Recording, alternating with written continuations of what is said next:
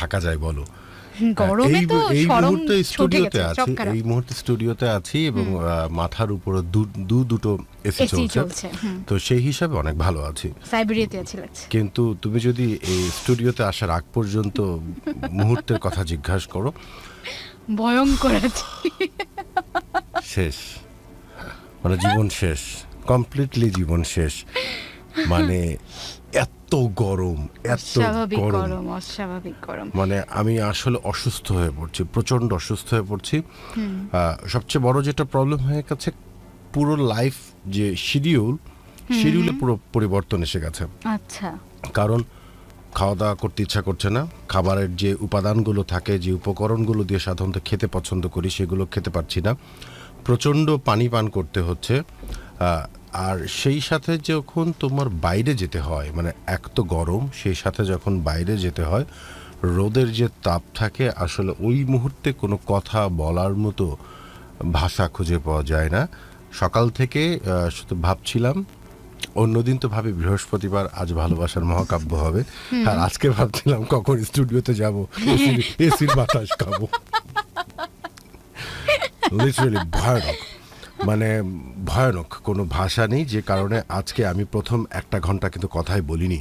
সাধারণত যেটা হয় যে পূর্ণতা অনুষ্ঠান শুরু করে এবং তার 15 মিনিট অথবা 20 মিনিট পর আমি স্টুডিওতে আসি, একজন বন্ধুকে নিয়ে আসি।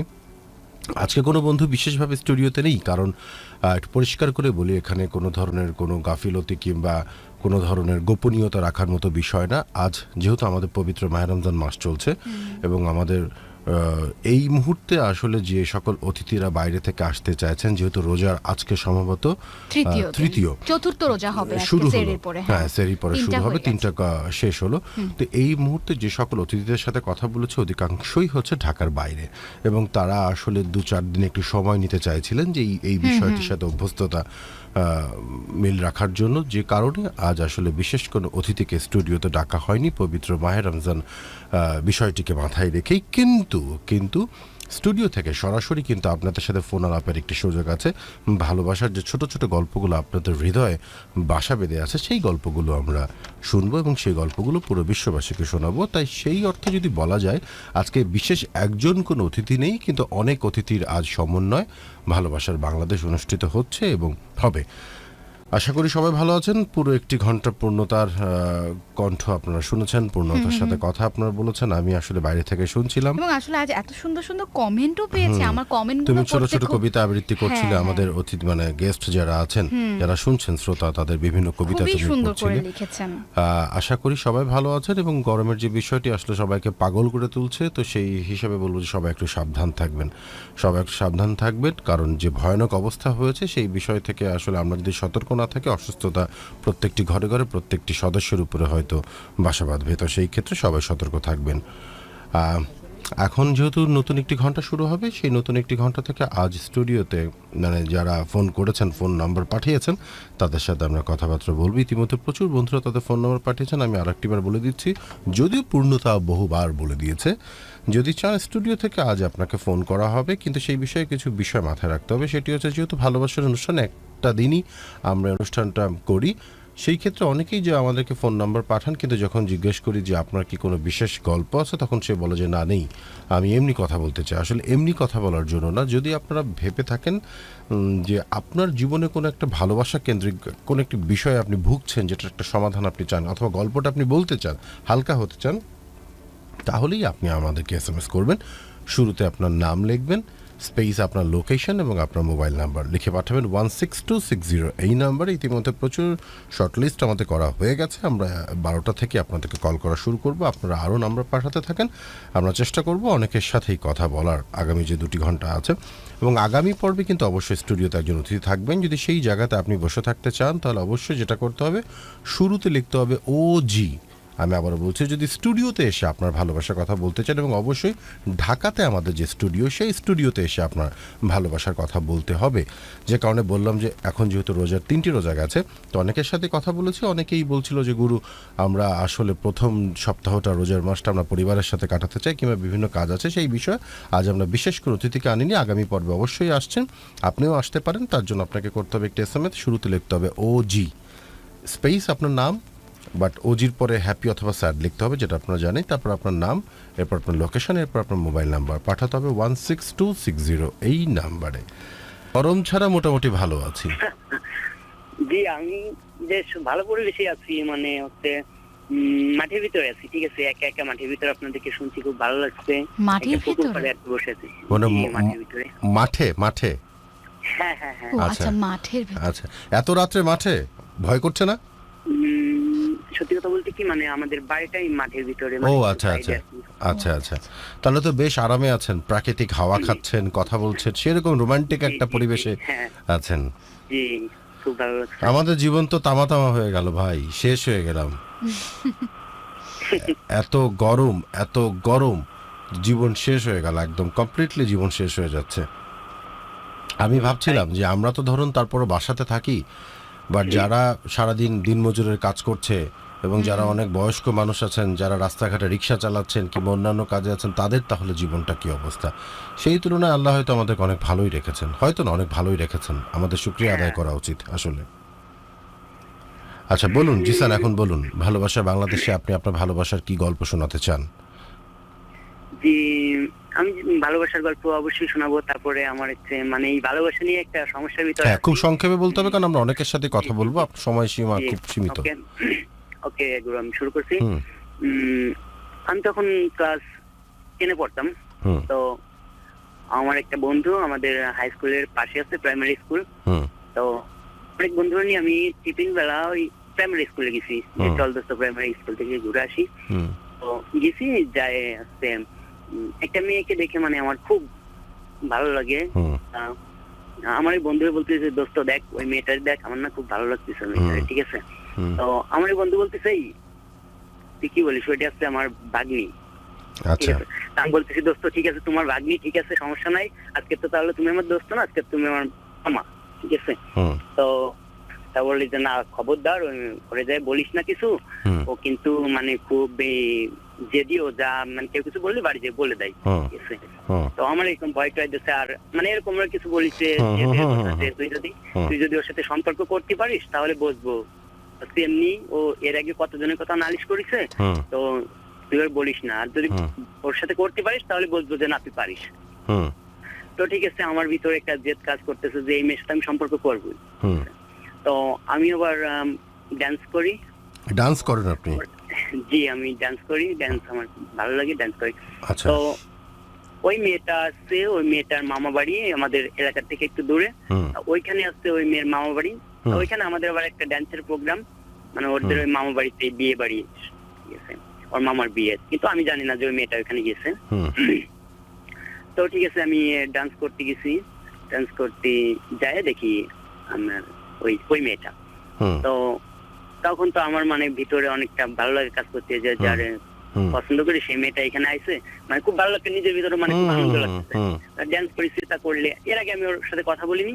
তো ওর আসছে আমি ডাক দিছি, যেহেতু একই এলাকায় বাড়ি, মানে আমাদের বাড়ি ওদের বাড়ি পাশাপাশি গ্রামে। হুম তো এত দূরে আসছে, আমার একটা কি যে ও হয়তো বা আমি ডাক দিলে হয়তো বা শুনবে, যেহেতু একই এলাকা আমার হুম, পাশে হুম। পাশে দেখছে। হুম তো আমি ওরে ডাক দিছি, দিয়ে বলতেছি, আচ্ছা তুমি এখানে, তোমার বাড়ি না মিঠাপুর, মানে আমাদের বাড়ি মিঠাপুর। হুম তো ও বলতেছে, হ্যাঁ ভাইয়া, এটা হচ্ছে আমার মামা বাড়ি। হুম তো আমি বলতেছি, তাই? বলতেছে হ্যাঁ।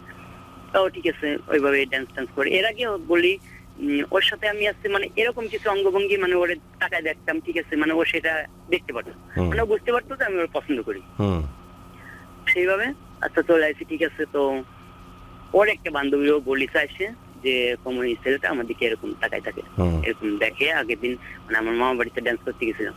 হুম তো ওর ওই বান্ধবী আমার কাছে এসে বলতেছে যে ভাইয়া এরকম ওর সাথে এরকম এই ব্যাপারটা বলেন তো। আমি বলছি, দেখো আমার না ওর খুব ভালো লাগে, ঠিক আছে, তা ওর নাকি খুব জেদি, আমি এই জন্য ওর কাছে বলছি ভয় পাচ্ছি, হুম ঠিক আছে। হুম। তা বলতেছে, না ভাইয়া ও আপনি পছন্দ করেছে হ্যান ত্যান, ঠিক আছে। হুম তো আমি বলছি, তাই? আমার বিশ্বাস হয় না। তা বলি যে না সত্যি। আমি বলছি, আচ্ছা ঠিক আছে, তাহলে তুমি ওর যদি আমার কাছে আনতে পারো তাহলে বুঝবো যে না ও আমার পছন্দ করে। আচ্ছা। তো ঠিক আছে, ওর বান্ধবী ওরে একদিন ডাকে নিয়ে আসছে। তো ওর সাথে আমি বলেছি, কিন্তু ও মুখ দিয়ে বলে না, কিন্তু ও দাঁড়ায় থাকে হুম। বা হাসে, মানে ও বোঝায় যে হ্যাঁ ও আমার পছন্দ করে। তো ক্লাস 5-এ পড়ে তখন। ক্লাস তো 5-এ মনে- পড়ে? জি জি। শুনে তো জি, আমার ডান্স করতে ইচ্ছা করছে। জি, মানে ও ক্লাস 5 এ পড়ে আর আমি হচ্ছে ক্লাস 10 এ পড়ি। বাহ, ও পারফেক্ট। 5 দুগুণ 10, ঠিক আছে।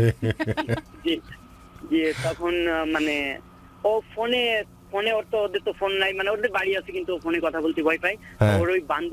ওর বান্ধবীর আবার মার ফোন আছে, হুম। ওর আবার গান টান শোনার জন্য একটু ফোনটা নেয়। হুম, তো আমি বলেছি কি যে অত ফোনে কথা বলতে পারে না, তো আমি যেভাবে হোক আমি যতটুকু পারি সেইভাবে ওর কথা বলা শিখাইছি ফোনে সবকিছু।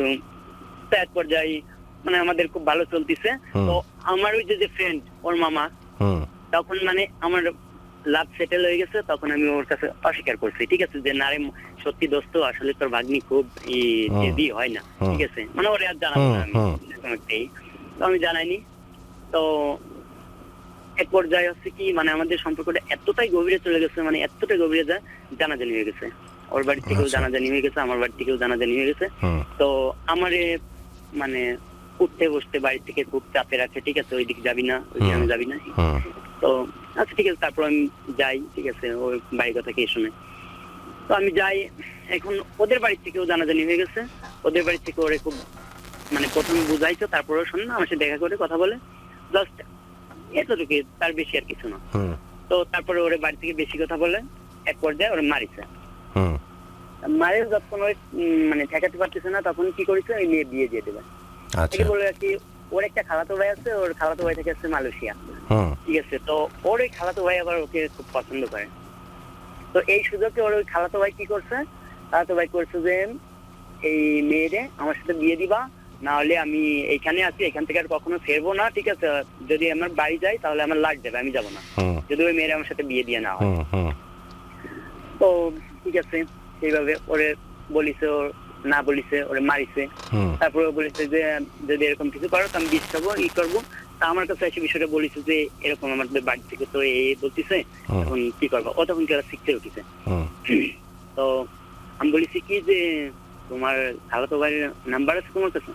এবার বাড়ির সেটা হয়তো বা আছে। আমি বলছি নাম্বারটা এনে তুমি আমার সাথে কথা বলবো। আচ্ছা, ঠিক আছে? আরো সংক্ষেপে করতে হবে কিন্তু, মানে এত বিস্তারিত বলতে চাইলে কিন্তু আসলে হবে না, পরে বাকি যে বন্ধুরা আছেন তারা পেটাবে। জি আচ্ছা, যাই হোক। হ্যাঁ, আরো সংক্ষেপে। জি, মানে ওর খালাতো ভাইরে বলেছে যে দেখেন ভাই আপনি তো এরকম আমার সাথে এটা বলছে, আপনি আমার বিয়ে করবেন, কিন্তু আমি কিন্তু একটা ছেলেরে ভালোবাসি, ওর ছাড়া আমি কিন্তু বাঁচবো না, আপনি বিয়ে করো, আপনার কিন্তু একটা অশান্তি হবে, আপনি এরকম কিছু করেন না। তো ঠিক আছে, তারপর ও মানিনি, ঠিক আছে, ও মানিনি, ও বলেছে আমি বিয়ে করবো। এর মাঝে একটু ওর হচ্ছে ঘরে আটকে রাখিছে, এইসব জানাজানি ঘরে আটকে রাখিছে, মারিছে। তারপরে আমি এক পর্যায়ে ডিসিশন নিয়ে নিচ্ছি যে ঠিক আছে আমি ওর নিয়ে পালাই যাবো। আচ্ছা, তো আচ্ছা, পালাই যাব। তারপরে আমি রাতের ভিতরে মানে বৃহস্পতিবারে শুক্রবারে ওরে নিয়ে পালাই যাব। তো ঠিক আছে, টাকা পয়সা গুছাইছি বন্ধু বান্ধবের কাছ থেকে, সবার কাছ থেকে টাকা পয়সা যা লাগে গুছাইছি। গুছাইলেও হচ্ছে মাদ্রাসায় পড়তো, নিশ্চয়ই। তখন ওরে আসছে মাদ্রাসার যাওয়ার নাম নিয়ে, আমি আসছে কলেজ যাওয়ার নাম নিয়ে, তখন কলেজ যাওয়ার নাম নিয়ে ব্যাগ ভরে মানে কাপড় চোপড় নিয়ে আমি ঢাকার উদ্দেশ্যে, মানে ঢাকা চলে যাবো ওরে নিয়ে, ঠিক আছে, এরকম একটা ফুফাতো ভাই থাকে, ওইখানে চলে যাবো। তো ঠিক আছে, বন্ধুরা টাকা দিচ্ছে, সবকিছু করেছে। তারপরে বন্ধুরা বোঝাচ্ছে, আমার কয়েকটা বন্ধু আবার বিয়ে করেছে, ঠিক আছে, মানে ওরাও লাভ ম্যারেজ। তো ওরা আমার বোঝাচ্ছে, টাকা দিচ্ছে, টাকা দিয়ে বোঝাচ্ছে যে দোস্ত দেখ ভিতরে আসলে কি আছে আমরা জানি, ঠিক আছে, বিয়ে করিস না, টাকা দিচ্ছি, টাকা দিচ্ছি, এখনো বাবার সময় আছে, তুই বাইরে দেখ। তো ঠিক আছে, এক পর্যায়ে আমার মানে অনেক কিছু চিন্তা করে আমার না খুব মানে কান্না পাচ্ছিল যে আমি যে বাপ মা, আমরা অনেক বলতে কি মানে মিডিয়াম ফ্যামিলি আর কি, বাপ মা কষ্ট করে লেখাপড়া শিখেছে, ঠিক আছে, মানে এরকম এগুলো ভাবনা চিন্তা করে তারপরে ভাবলাম কি যে না, আমি বাড়িতে একটু বলে দেখি, বাড়িতে বলে দেখি, আর ওরে ও আসুক, ওরে আসলে বলবো তোমার বাড়িতে তুমি বলো। তো আসছে, আসার পরে হচ্ছে আমি বলছি যে আমার দ্বারা এখন তো সম্ভব না, তুমি যদি মানে আমার সত্যি ভালোবাসে থাকো তাহলে তোমার বাড়িতে যদি হোক ম্যানেজ করো, আমরা পড়ালেখা করবো, পড়ালেখা করে তারপরে বিয়ে করবো। এবার ও খুব কান্নাকাটি করছে, তাহলে আপনি আর আমারে পালেন না, আমি বাড়ি গেলে আমারে জোর করে বিয়ে দিয়ে দেবেন। আচ্ছা। তো তখন ও বাড়ি গেছে, বাড়ি পাঠাইছি, কোনো ভাবে ওর বান্ধবীরা ছিল, ওদেরকে বলেছি যে বাড়ি নিয়ে যাও, আমি চলে আসি, বাড়ি আছি। তো আসলে এক পর্যায়ে মানে আমার বাড়ি থেকে তো বলেছে, আমার বাড়ি থেকে বলার সাথেই তো মানে সব কান্নাকাটি শুরু হয়ে গেছে, আমার মা কান্নাকাটি শুরু করেছে যে এই বয়সে কি কথা শুনছিস তুই। ঠিক আছে, মার কান্নার কাছে আসলে সব বিসর্জন দিয়ে দিছি যে যা হবে জীবনে, ঠিক আছে। তো ঠিক আছে, এখন ওর একটা বিয়ে দিয়ে দিছে ওই ফোনে আর কি, হুম ফোনের মাধ্যমে ওই মালয়েশিয়ার ওই খালাতো ভাইয়ের সাথে। হুম তো ওর হচ্ছে 2017 সালের 13 জানুয়ারি ওর হচ্ছে বিয়ে হয়েছে। তো এতদিন হচ্ছে মানে দেখা হয়, মানে ওর সামনে আমি পড়বো না, এর মধ্যে আর কোনো ফোনে টোনে কথাবার্তা বলিনি, এতদিন ডিস্টেন্স ছিল। তো এখন হচ্ছে আমার সাথে কিছুদিন আগে ওর দেখা হয়েছে, হচ্ছে ওই ওর হাজবেন্ড তো মালয়েশিয়ায় থাকে, এখনো বাসায় আসেনি। তো এখন বলতেছে কি যে ওর হাজবেন্ড আসবে ঈদের পরে, তো এর আগে ওরে নিয়ে আমার চলে যেতে হবে। তা আমি তো এখন আসলে কি করবো আমি এটাই বুঝতে পারছি। মানে ওর হাজবেন্ড আসবে তার আগে মেয়েকে নিয়ে আপনার ভাগতে হবে, এই তো? জি জি জি। আচ্ছা, বিষয়টা হচ্ছে আপনার কি মনে হচ্ছে, আপনার বয়স কত এখন তাই বলেন? জি আমি অনার্স ফার্স্ট ইয়ারে। আচ্ছা, তাহলে মোটামুটি বোঝার মতো সকল বুদ্ধি হয়ে গেছে। আপনার কি মনে হয় যে প্রস্তাবটা সে দিয়েছে, যেহেতু সে এখন অন্যের স্ত্রী, আপনি যে কাজটি করছেন সেটা হচ্ছে এখন পরকীয়া, আর পরকীয়ার যে অপরাধ সেটা তো আপনি না জানেন। না না না না না না না, আমি মানে হচ্ছে কি ওর সাথে আমি কোনো যোগাযোগই রাখিনি। আচ্ছা, কিন্তু মেয়ে বলছে আপনাকে নিয়ে ভেগে যেতে। হ্যাঁ হ্যাঁ হ্যাঁ। আচ্ছা, অর্থাৎ এখন মানে আপনি কি এই চাইছেন? যে- আপনি কি চাইছেন? আমাকে আসল কথায় আসেন, আপনি কি চাইছেন? ভেগে যেতে চান? সত্যি কথা বলতে কি মানে মন তো ওকে চায়। জি অনেকটা বেশি ভালোবাসি। ঠিক আচ্ছা, আছে? মন চাই, একটা বড় তালা কেনেন, তালা কিনে মন সিলগালা করেন। জি আমি শোনেন আমি বলি, বলেন। তো আমার হচ্ছে কি মানে আমি চাই ও ভালো থাকুক, ঠিক আছে? হ্যাঁ, আপনি ও দূরে ভালো চলে যান, থাকুক। তাহলে ভালো থাকবে। জি আমি চাই ও ভালো থাকুক, হ্যাঁ, তো ভালো থাকুক। এখন সেই ক্ষেত্রে হচ্ছে কি আমাদের ফ্যামিলিটা একটু নর্মাল কোয়ালিটি, আর ওর যে- আমার আমার আমার একটা কথা বলি ভাই, শোনেন, বাংলা ভাষায় বলি। মেয়ের বিয়ে হয়ে গেছে না?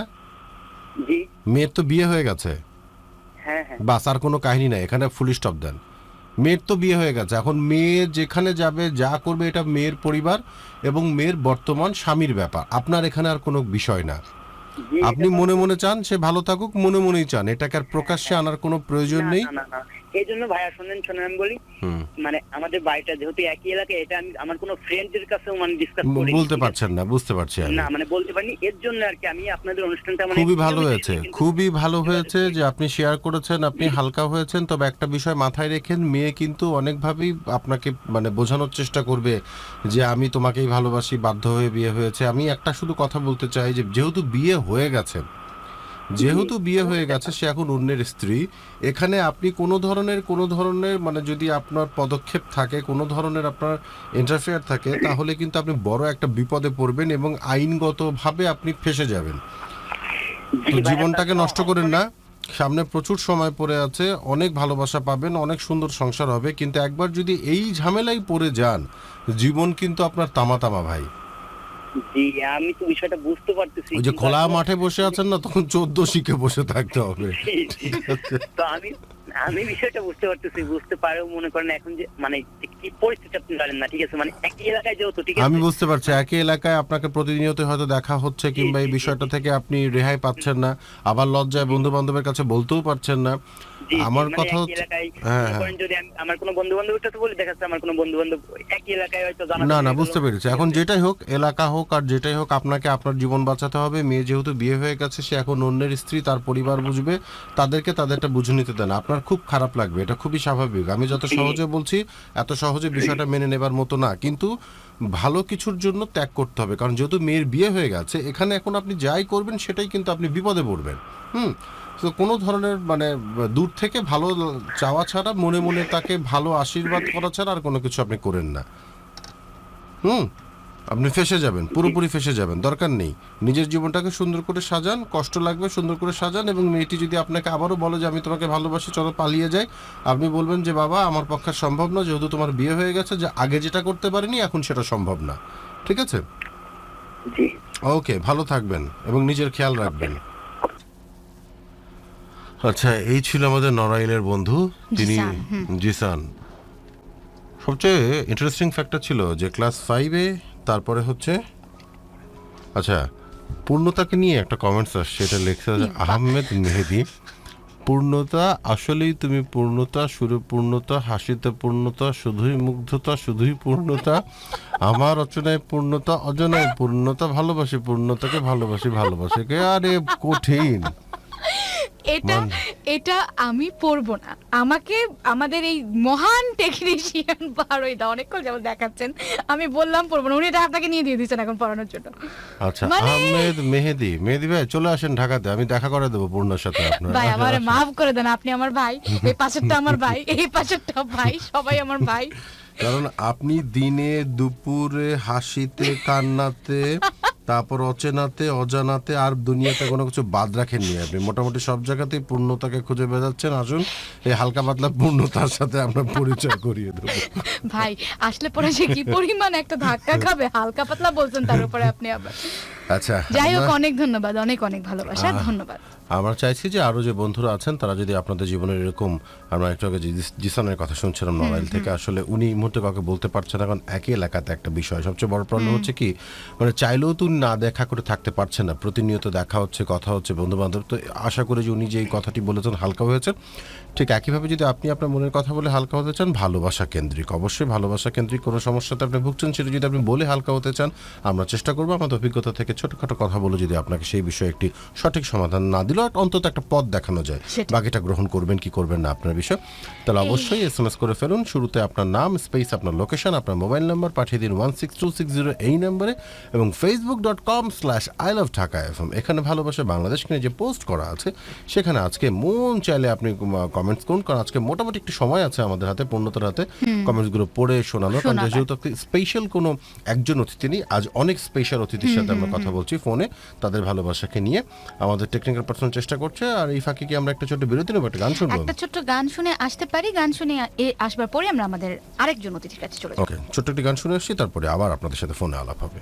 নির্জনা বসরকা আরফান, উনি লিখেছেন, আপু আমি তো সিঙ্গেল, আচ্ছা। গার্লফ্রেন্ড পাচ্ছি না, যতদিন না পায় ততদিন কি আপনি আমার সাথে একটু প্রেম করবে?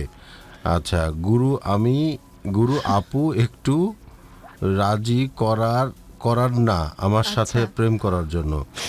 আচ্ছা ঠিক আছে, মানে এখন যে এই মিডিয়ার কাজ করতে হবে।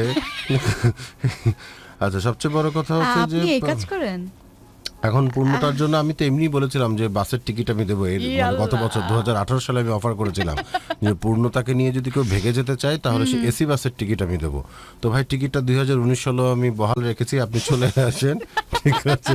এসি বাসের টিকিট আমি দেবো, সাথে একটা মুড়ির টোঙা। আমাকে এই মুহূর্তে মাফ করে দিন, কারণ ওই পাশে কিন্তু কলে একজন আছেন।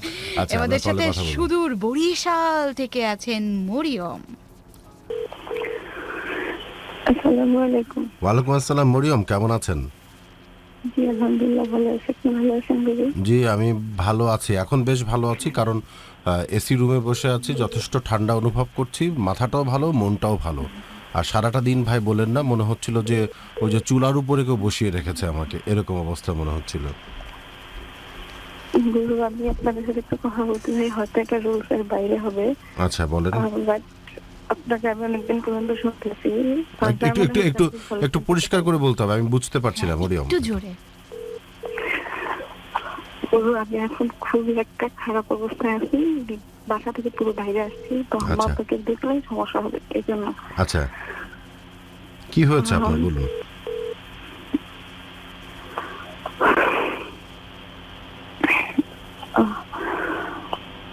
গুরু, আপনি কি দেওয়া দেবী না নিলে একটা কথা জিজ্ঞেস করতাম।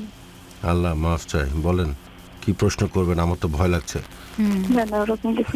আপনি কি বলেন বলেন, সমস্যা নেই, বলেন। আপনি অফলাইনে আপনি পার্সোনালি আমার সাথে একটু কন্ট্যাক্ট করবেন, ছোট বোন হিসেবে। আমি পার্সোনালি আপনার সাথে কন্ট্যাক্ট করব? হ্যাঁ, আমার যে সমস্যাটা আমি এখানে বলতে পারবো, আমার কোনো সমস্যা নেই, বাট হচ্ছে যিনি আমার বয়ফ্রেন্ড তিনি যদি আমাকে এখন ওয়েটিং এ পায়, তো আমাকে আচ্ছা আচ্ছা, তাহলে আবার ঝামেলা আছে। হ্যাঁ, তাহলে বরিশালে আমাকে পিটুনি দেবে। বয়ফ্রেন্ডকে এত ভয় পান? এত ভয় পেয়ে কি সম্পর্ক হয়? ভয় পাই না, রীতিমতো মাইর খাইছি অনেকদিন। তাহলে কি সে আপনার বয়ফ্রেন্ড? মানে মার খেয়েছেন কি দুষ্টামির মার নাকি সিরিয়াসলি? সিরিয়াসলি। আবার তার সাথে সম্পর্ক এখন পর্যন্ত বহাল রেখেছেন? কোন সময় আচ্ছা ঠিক আছে, আমি চাই না যে আপনি কোনো ঝামেলায় পড়েন, আপনার নাম্বারটি আমার কাছে আছে, আমি আমার যে টেকনিক্যাল পার্সন আছে তাকে বলবো আপনার নাম্বারটি আমাকে দিয়ে দিতে, আমি ব্যক্তিগতভাবে আপনার সাথে যোগাযোগ করার চেষ্টা করব, কথা দিতে পারছি না, চেষ্টা করব, ঠিক আছে? আমি অনেকদিন আপনার সাথে মানে কন্ট্যাক্ট করে ট্রাই করছি, ওই যে ওজিএস পেজ ওইখানে আমি হেল্প লিখে দিছি, বাট আমি তো জানি না যে আসলে প্রচুর এসএমএস আসে, তো সেখান থেকে আসলে সব এসএমএস চোখে পড়ে না, কিংবা হয়তো কখনো চোখে পড়েছে হেল্প দেখে যায় না, এখানে তো স্যাড আর হ্যাপি লেখার অপশন থাকে, আমি বললাম হেল্প, এই জন্য। আচ্ছা ঠিক আছে, সমস্যা নেই, আমি আপনাকে কল করব, আপনার নাম্বারটি তো আমার কাছে আছে এই মুহূর্তে প্যানেলে, আমি চেষ্টা করব আপনাকে কল করার, ঠিক আছে মরিয়ম? ওকে, ভালো থাকবেন এবং নিজেকে সেফ রাখবেন সবসময়। জি, ধন্যবাদ। আমার মনে হয় যে খুব ভয়ে ছিল, হ্যাঁ কারণ বেশ যখন ভয় ছিল। কথা বলছে আমি প্রচন্ড ভয়ে আছে যে ও যদিও বয়ফ্রেন্ড মোবাইলটি ব্যস্ত দেখতে পায় তাহলে ওকে মারবে, এবং মারাটা হয়তো সত্যি সত্যি মানে যেটাকে আমরা বলি গায়ে হাত তোলা। আর আমি একটা জিনিস বুঝি না, যদি একটা ব্যক্তিগত ব্যাপার, যার যা ব্যক্তিগত, সেটি হচ্ছে যে ভয় দিয়ে কি প্রেম হয়? মানে ভয় আমরাও পাই, আমরা আমাদের, কিন্তু সেই ভয়ের ভেতরে একটা ব্যাপার আছে। কিন্তু ওর যে কথাটা আমি শুনছিলাম, ও তো রীতিমতো ভীত যে কখন মোবাইল যদি ওয়েটিং পায় তাহলে মারবে, বকা দেবে, এইভাবে তো আসলে সম্পর্ক হয় না। ঠিক আছে, আমি দেখি, আমি চেষ্টা করবো মরিয়ম, তোমার সাথে কথা বলার আমি চেষ্টা করব, যদি সুযোগ করে উঠতে পারি। আই হোপ, আচ্ছা। দেখা যাক বাকি। গুরু আমি কিছু কমেন্ট পড়তে চাচ্ছি। কিছু কমেন্ট পড়ি আর আমাদের টেকনিক্যাল পার্সনকে বলি দ্বিতীয় কলটি ধরে ফেলতে। মোহাম্মদ মহিবুল্লাহ ইসলাম লিখেছেন, ভাইয়া বলুন ভাইয়া। আপনার হু হু শব্দটা খুব ভালো লাগে, যাক, তাও তো প্রেমে পড়ে গেছি আপনার হু হু শব্দটা। ও love you, love Love you, you. Love you too. Mohammad Mohibullah Islam আপনাকে ভালোবাসা দেখে। তো ছেলেরা কি ভালোবাসা বলতে পারে না? হ্যাঁ, অশ্লীল আপনার- চিন্তা ভাবনা কেন তোমার মাথার মধ্যে? হ্যাঁ? না, এরকম অশ্লীল চিন্তা ভাবনা নিয়ে কেন তুমি? এই যে কত মেয়ে যে তোমাকে বলে যে আপু তোমাকে অনেক ভালোবাসি, তা আমিও কি কিন্তু তোমার মতো অশ্লীল চিন্তা ভাবনা করবো? হ্যাঁ, ছি না, ছি না, ছি ছি, মানে পূর্ণতা আপনার ছি। হুম হুম শব্দের প্রেমে মানে এই কারণে পড়াটা- মানুষজন তোমাকে ভালোবাসে, এত আশা নেই। কেউ কি জানে যে তোমার মন মানসিকতা এত ছোট? ছি। আমি ছোট কোথায় করলাম, আমি তো এটাকে আরো বড় করলাম, আমি তো খুব বড় ভাবে জিনিসগুলোকে দেখছি, ব্যাপারগুলো অনেক বড় বড়, সবকিছু অনেক বড় বড়, ভালোবাসা অনেক বড় বড়, আমরা ব্যাপারটা তো প্রত্যেকের অদ্ভুত। ভালোবাসাকে সম্মান দিই, সেটা ছেলে হোক মেয়ে হোক, প্রত্যেকে, কারণ প্রত্যেকটা শ্রোতার ভালোবাসা আমাদের কাছে অনেক মূল্য। আচ্ছা, এবার আরেকটা কমেন্ট আছে, সেটা কিন্তু একটু অনেকটা নামে নামে জমেটানের মতো ব্যাপার। রাজীব খান রাজ কমেন্ট করেছে, ঘরে সতীন না থাকলে অনেক স্ত্রী স্বামীর কদর বুঝে না, আসুন সবাই দ্বিতীয় বিয়েতে আগ্রহী হই। এটা অফিয়ারে বলবো এই মুহূর্তে, তাই না? এটা অফেয়ারে বলবেন এই মুহূর্তে উত্তর দেওয়াটা না, আমার জন্য কথা তো অনিয়ারে অনিয়ারে বলতে হবে কেন? বৌদি শুনছে না? না, বউ শুনলে সমস্যা নেই, শ্বশুর শুনছে সমস্যা হচ্ছে এটা।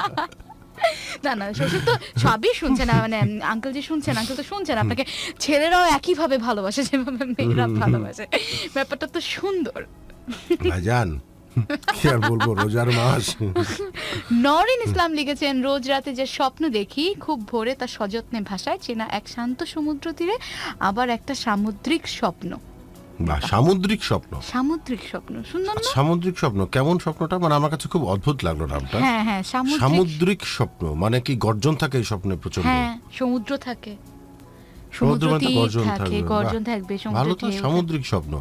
দেখো আমাদের শ্রোতারা কত রোমান্টিক এবং কত থাকে। এত ক্রিয়েটিভ। সুন্দর সুন্দর করে লিখে। আমরা নিজেরা অনেক সময় কত শব্দ খুঁজে পাই না, যেটা আমাদের শ্রোতাদের মানে এই লেখা থেকে আমরা খুঁজে পাই। Thank you, love you, love you all. Fardin Fahad লিখেছেন, তুমি রবে নীরবে, তুমি রবে অনুভবে, তুমি রবে প্রতিটি ক্ষণে ক্ষণে, তুমি রবে হৃদয় মাঝারে। শিহাব হাসান আছেন, ভাই আপনারা কৃত্রিম সাইবেরিয়াতে আছেন আর আমরা প্রাকৃতিক রেইন ফরেস্টে আছি, কারণ আমাদের এখানে বৃষ্টি হচ্ছে। ভাই প্লিজ একটু বৃষ্টিকে পাঠিয়ে দাও, Please. মানে এই মানে বৃষ্টিকে প্রাকৃতিক পাঠাতে- বৃষ্টিকে পাঠিয়ে এখন শ্বশুর শুনছে না, বৃষ্টিকে পাঠিয়ে দিতে বলা হচ্ছে। ওই বৃষ্টি থাক, প্রাকৃতিক বৃষ্টিকে পাঠিয়ে দেন।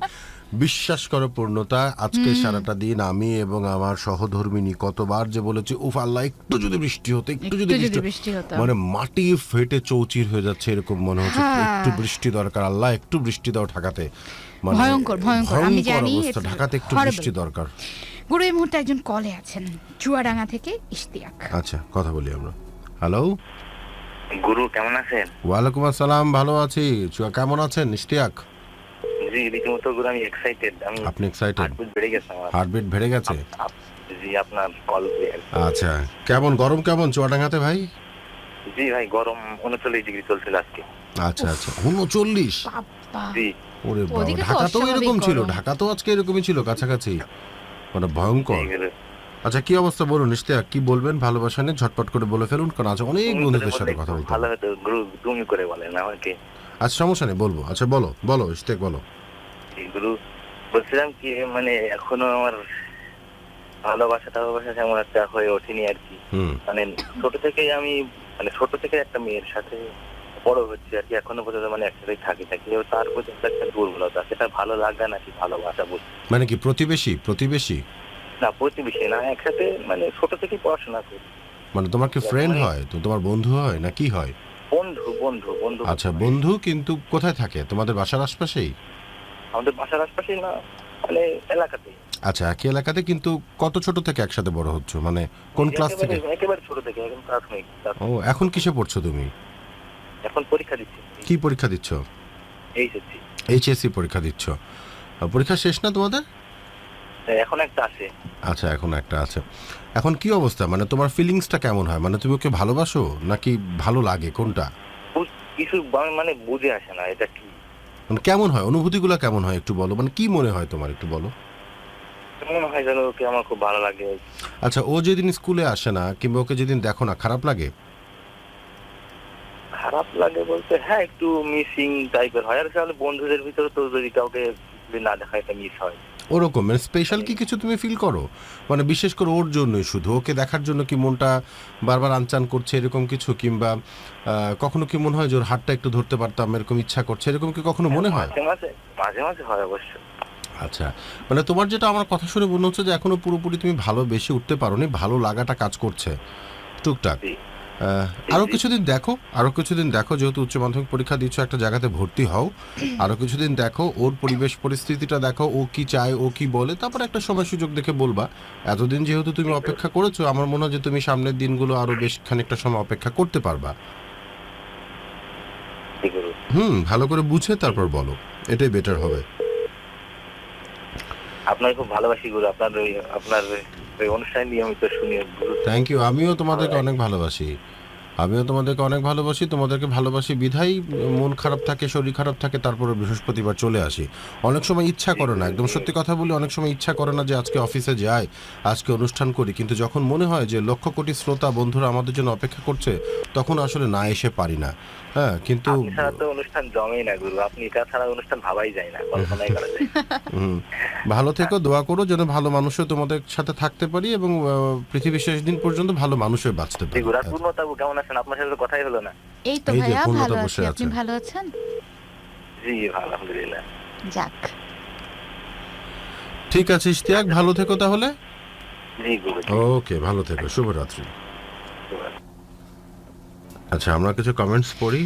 কমেন্টস আছে, কমেন্টসের যাবো, কিন্তু ছোট্ট একটা বিরতিতেও যেতে হবে। এটা স্বীকার করতেই হবে, এই মুহূর্তে ঢাকা এফএম এর স্টুডিওতে যে লাইটিং সিস্টেমটা আছে এবং যে এনভায়রনমেন্টটা, মানে এটা যদি আমাদের শ্রোতাদেরকে দেখাতে পারতাম, কি ভয়ঙ্কর রোমান্টিক, মানে এটা বিশ্বাস করানো যাবে না। মানে উপরে হালকা সবুজ রঙের বাতি জ্বলছে, পুরো ঘরটা অন্ধকার করে দিয়েছি আমরা, আমাদের হালকা সবুজ রঙের বাতি জ্বলছে, কনসোলের খুব কালারফুল, কিছু নীল, কিছু লাল, কিছু হলুদ, কিছু কমলা, এই টাইপের কনসোলটা অদ্ভুত লাগে দেখতে, এরকম লাগে। এবং ডেস্কটপ থেকে আলো পড়ছে ঘরে, পূর্ণত চেহারা পুরোপুরি দেখা যাচ্ছে না, আবছা আবছা লাগছে, মানে অদ্ভুত একটা রোমান্টিক ওয়েদার। ওই যে আজকে শুরুতে আমি গানটা শুনছিলাম সুবি নন্দী এবং শামী আহমেদের, ওই রাত ডাকে ওই চাঁদ ডাকে, মানে এই গানটার সাথেও যায়। আমার শুধু মনে হচ্ছে এই মুহূর্তে একটা জিনিসেরই অভাব, সেটা হচ্ছে এক পশলা বৃষ্টি। এক পশলা বৃষ্টি যদি এখন বাইরে ঝরতো, আমার মনে হয় এই মুহূর্তে পৃথিবীতে আমার থেকে সুখী মানুষ কেউ থাকতো না। এই ওয়েদারটাকে মানে ফিল করতে পারতাম পরিপূর্ণভাবে। উপর আল্লাহর কাছে বলছে একটু বৃষ্টি দাও ঢাকাতে, মানুষের জীবন শেষ হয়ে যাচ্ছে। আমরা একটা গান শুনে আসি, তারপরে ফিরে এসে আবার শ্রোতাদের সাথে কথা বলবো। রাত 2টো পর্যন্ত আমরা আছি পুরোপুরি ভালোবাসা মহোৎসব নিয়ে। ফিরে আসছি ছোট্ট একটু বিরতি নিয়ে। শুরুটা হয় বেশ নাটকীয় সংলাপ দিয়ে। তোমায় একটা কথা বলি।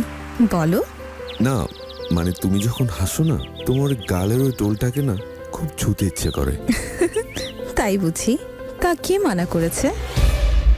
এরপরই শুরু হয় সংঘাত, উঠে আসে কিছু দানবীয় চরিত্র।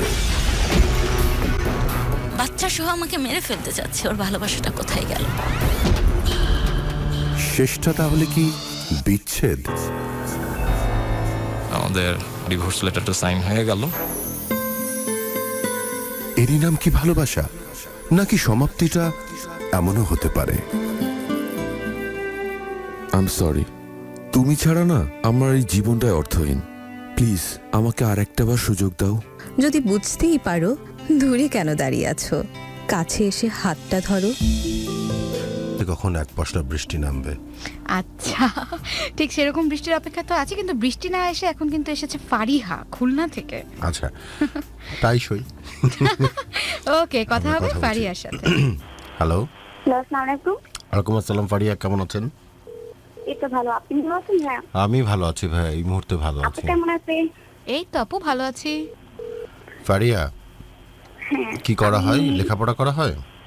হ্যাঁ, আমি লেখাপড়া করি। কিসে পড়ছেন? আমি এখন হচ্ছে ক্লাস 9। ক্লাস 9-এ? এটা আমাদের পিচ্ছি বন্ধু। একদম ছোট্ট বন্ধু।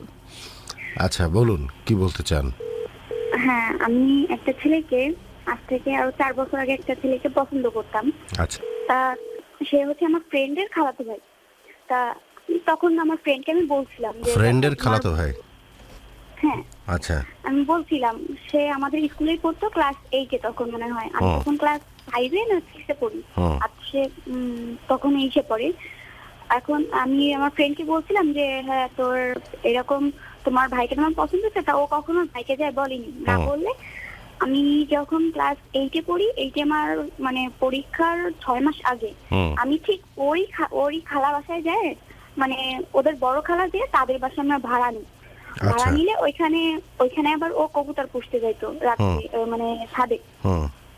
ওইখানে আমি ওকে দেখছিলাম। দেখার পর এটা আসলে আমি জানতাম না তখন যে ওর নাকি আগেও একটা জিএফ ছিল, আমাকে বলেনি।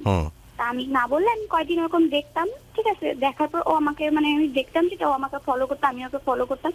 করতে করতে একদিন আমরা মানে ছাদে উঠে আমি ওর সাথে প্রায় কথা বলতাম, আর ভাবে কথা হতো। হওয়ার পর এটা আমি একদিন প্রপোজ করছি ওকে, মানে করার পর অ্যাকসেপ্ট করে। তা করার পর আমাদের রিলেশন চলতে থাকে। থাকার পর ওর জন্য আমি বাসায় অনেক মার খাইছি, মানে ওর জন্য আমার পড়াশোনা আমি একটা নিজের করতে হয় না, বাট তারপরেও বলতেছি আমি একটা ভালো স্টুডেন্ট।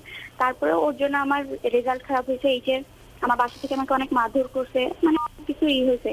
তা কিছুদিন আগে আমার সাথে ওর ভালোই রিলেশন ছিল, সবকিছুই মানে ঠিকঠাক ছিল। হঠাৎ করে একদিন মানে আমি কিছুদিন ফোন দিতাম, দেখতাম কি ফোন ওয়েটিং পাই, ঘন্টার পর ঘন্টা ফোন ওয়েটিং পাচ্ছি।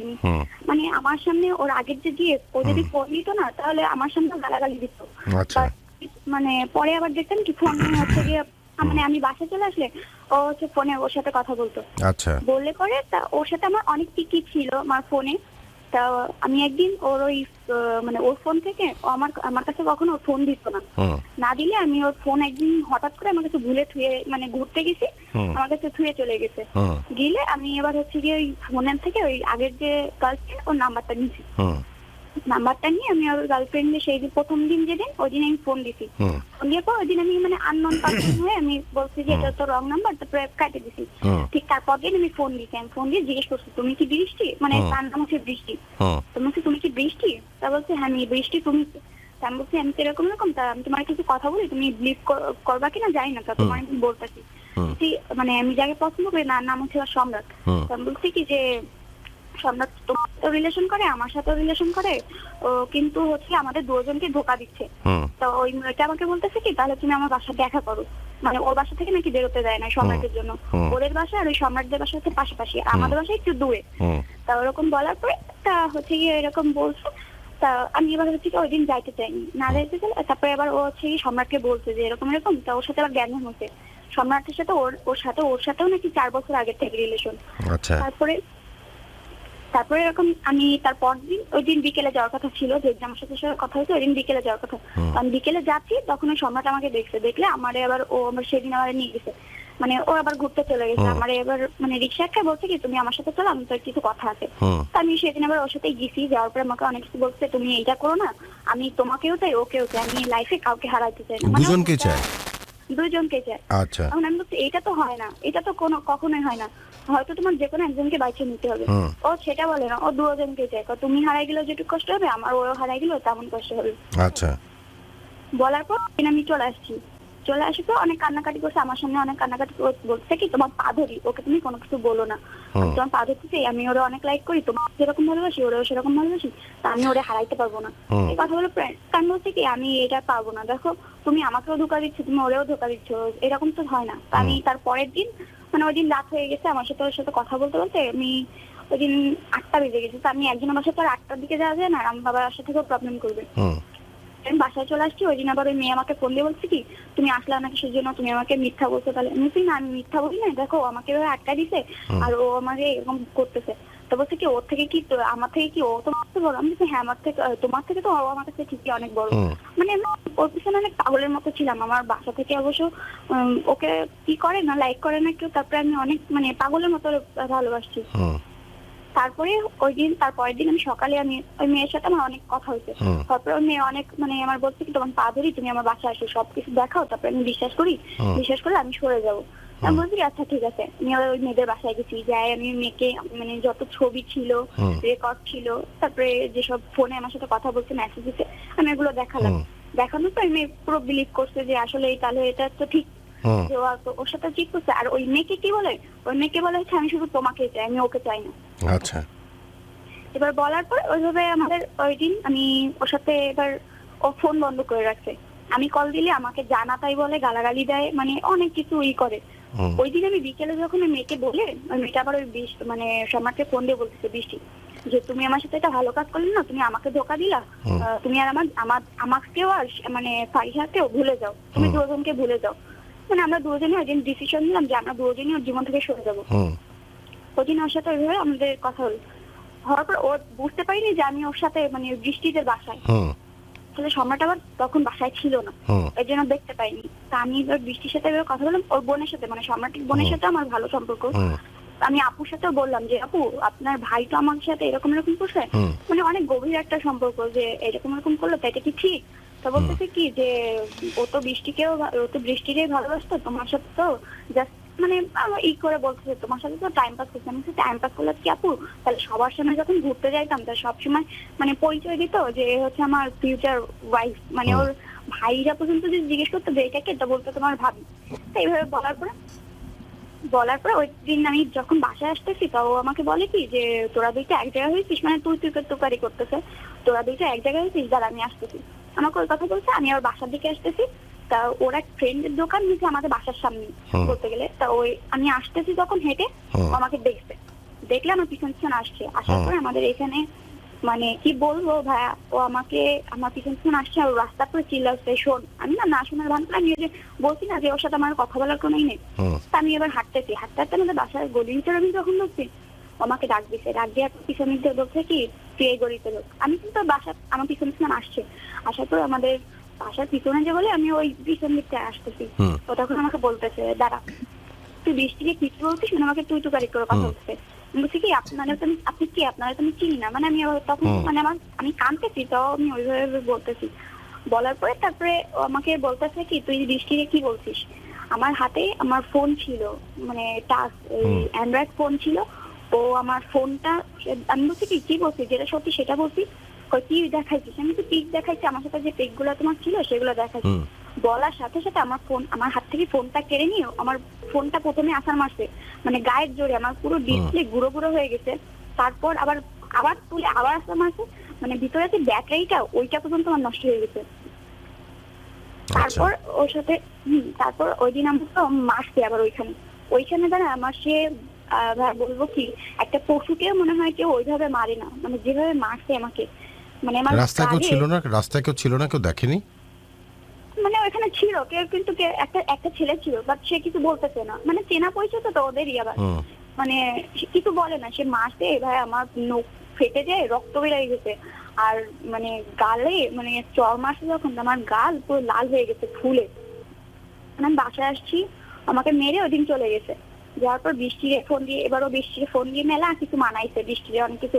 এবার আমি বৃষ্টিকে ফোন দিয়ে বলতেছি, মানে আমার বাসা থেকে মানে অনেক বকাবকি করছে, ওর নামে কেস করতে চাইছিল, তাই আমি বাসা থেকে পরে আমি বলছি কি এখন যদি কেস করতে যায় দোষটা কিন্তু আমারই আসবে, মানে কেস যদি না জিতে মান সম্মান আমারই যাবে, ওই জন্য এখন কিছু করিনি না করে তারপরে ওর সাথে ওই দিন পর থেকে আমি এখন রাখি না। তারপরে বৃষ্টি আমাকে ফোন দিয়ে একদিন বলতেছে কি যে শিমু আমি তো তোমারই করে দেবো। তার আগের দিন আমি এবারে যে বলছিলাম না যে বৃষ্টিতে বাসা গেছিলাম, ওই দিন আমি আমার বৃষ্টির পা ধরে পর্যন্ত মানে জড়াই ধরে পর্যন্ত কান্দে বলছি কি বৃষ্টি তুমি ওর জীবন থেকে সরে যাও, তুমি যদি ওর জীবন থেকে সরে যাও তাহলে আমার কাছে ঠিকই ফিরে আসবে। আমি জানি মানে আমার সাথে রিলেশনটা এমন ভাবে করছে ভাইয়া, বুঝতে পারছি। মানে কিছু বলার নাই। তারপরে আমি ওকে আমি যদি এখন ফোন টোন দিই না ভাইয়া, মানে কি বলবো, আমাকে এসে যেসব ভাষায় গালাগালি করে, তারপরে বলে হচ্ছে তুই আমার লাইফ নষ্ট করে দিছিস, তোর জন্য আমি বৃষ্টি হারাইছি। কিন্তু বলছে তাহলে আমার সাথে নাটকটা করার কি দরকার, মানে সে আমার সাথে এখন নাটক করে। ভাই আমি এখন কি করবো তা বলেন তো, আমি তো আর ভুলতে পারতেছি না। আর ওই বৃষ্টি আমাকে ফোন দিয়ে বলে আচ্ছা আচ্ছা ফারিয়া, আমি তোমাকে বলি, প্রথমত হচ্ছে তুমি ক্লাস 9-এ পড়ো, আর তুমি যে ছেলেটিকে নিয়ে এতক্ষণ কথা বললে সেই ছেলেটি কিসে পড়ে? সেই ছেলেটি এখন হচ্ছে সেকেন্ড ইয়ারে। ইন্টার সেকেন্ড ইয়ার পরে বৃষ্টি কিসে পড়ে? বৃষ্টি ক্লাস 9।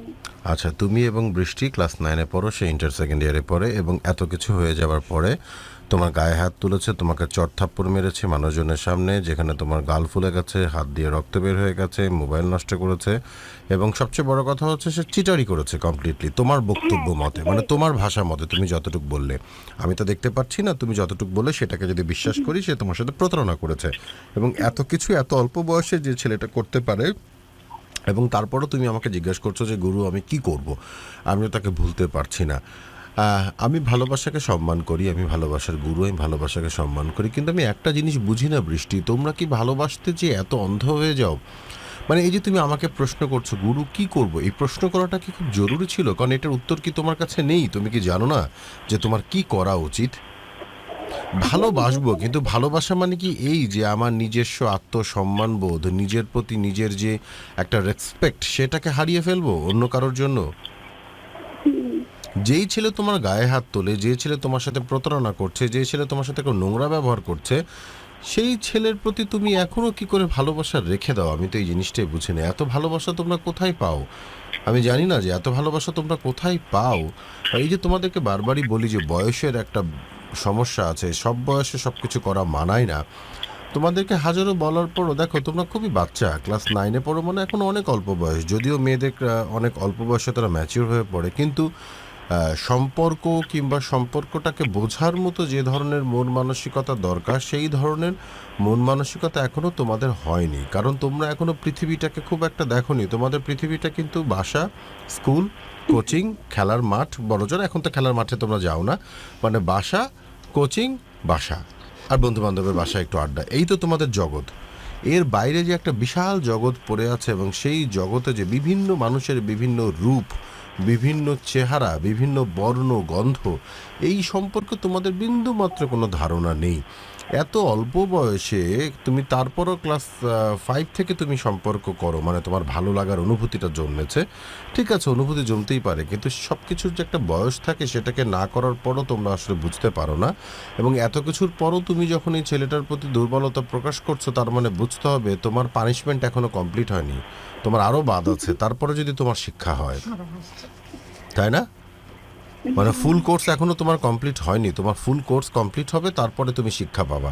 এবং যখন তোমার কোর্স কমপ্লিট হবে, তখন তোমার ডানে বামে তাকিয়ে দেখবা যে তোমার জীবন থেকে অনেক কিছু হারিয়ে গেছে। মান সম্মান, তোমার স্ট্যাটাস, তোমার লেখাপড়া, তোমার মা বাবা, আত্মীয় স্বজন, সব কিছু হারিয়ে ফেলেছে। এখন তো নিজের মান সম্মান নষ্ট হয়েছে, দুদিন পরে যখন মা বাবার মান সম্মানটা নষ্ট হবে, যখন সবাই জানবে, ইতিমধ্যে জেনেও গেছে অনেকে, তখন কি তোমার ভালো লাগবে এই বিষয়গুলো ভাবতে? প্রেমটা কি জীবনে এত দরকার? ভালোবাসাটা কি জীবনে খুব জরুরি?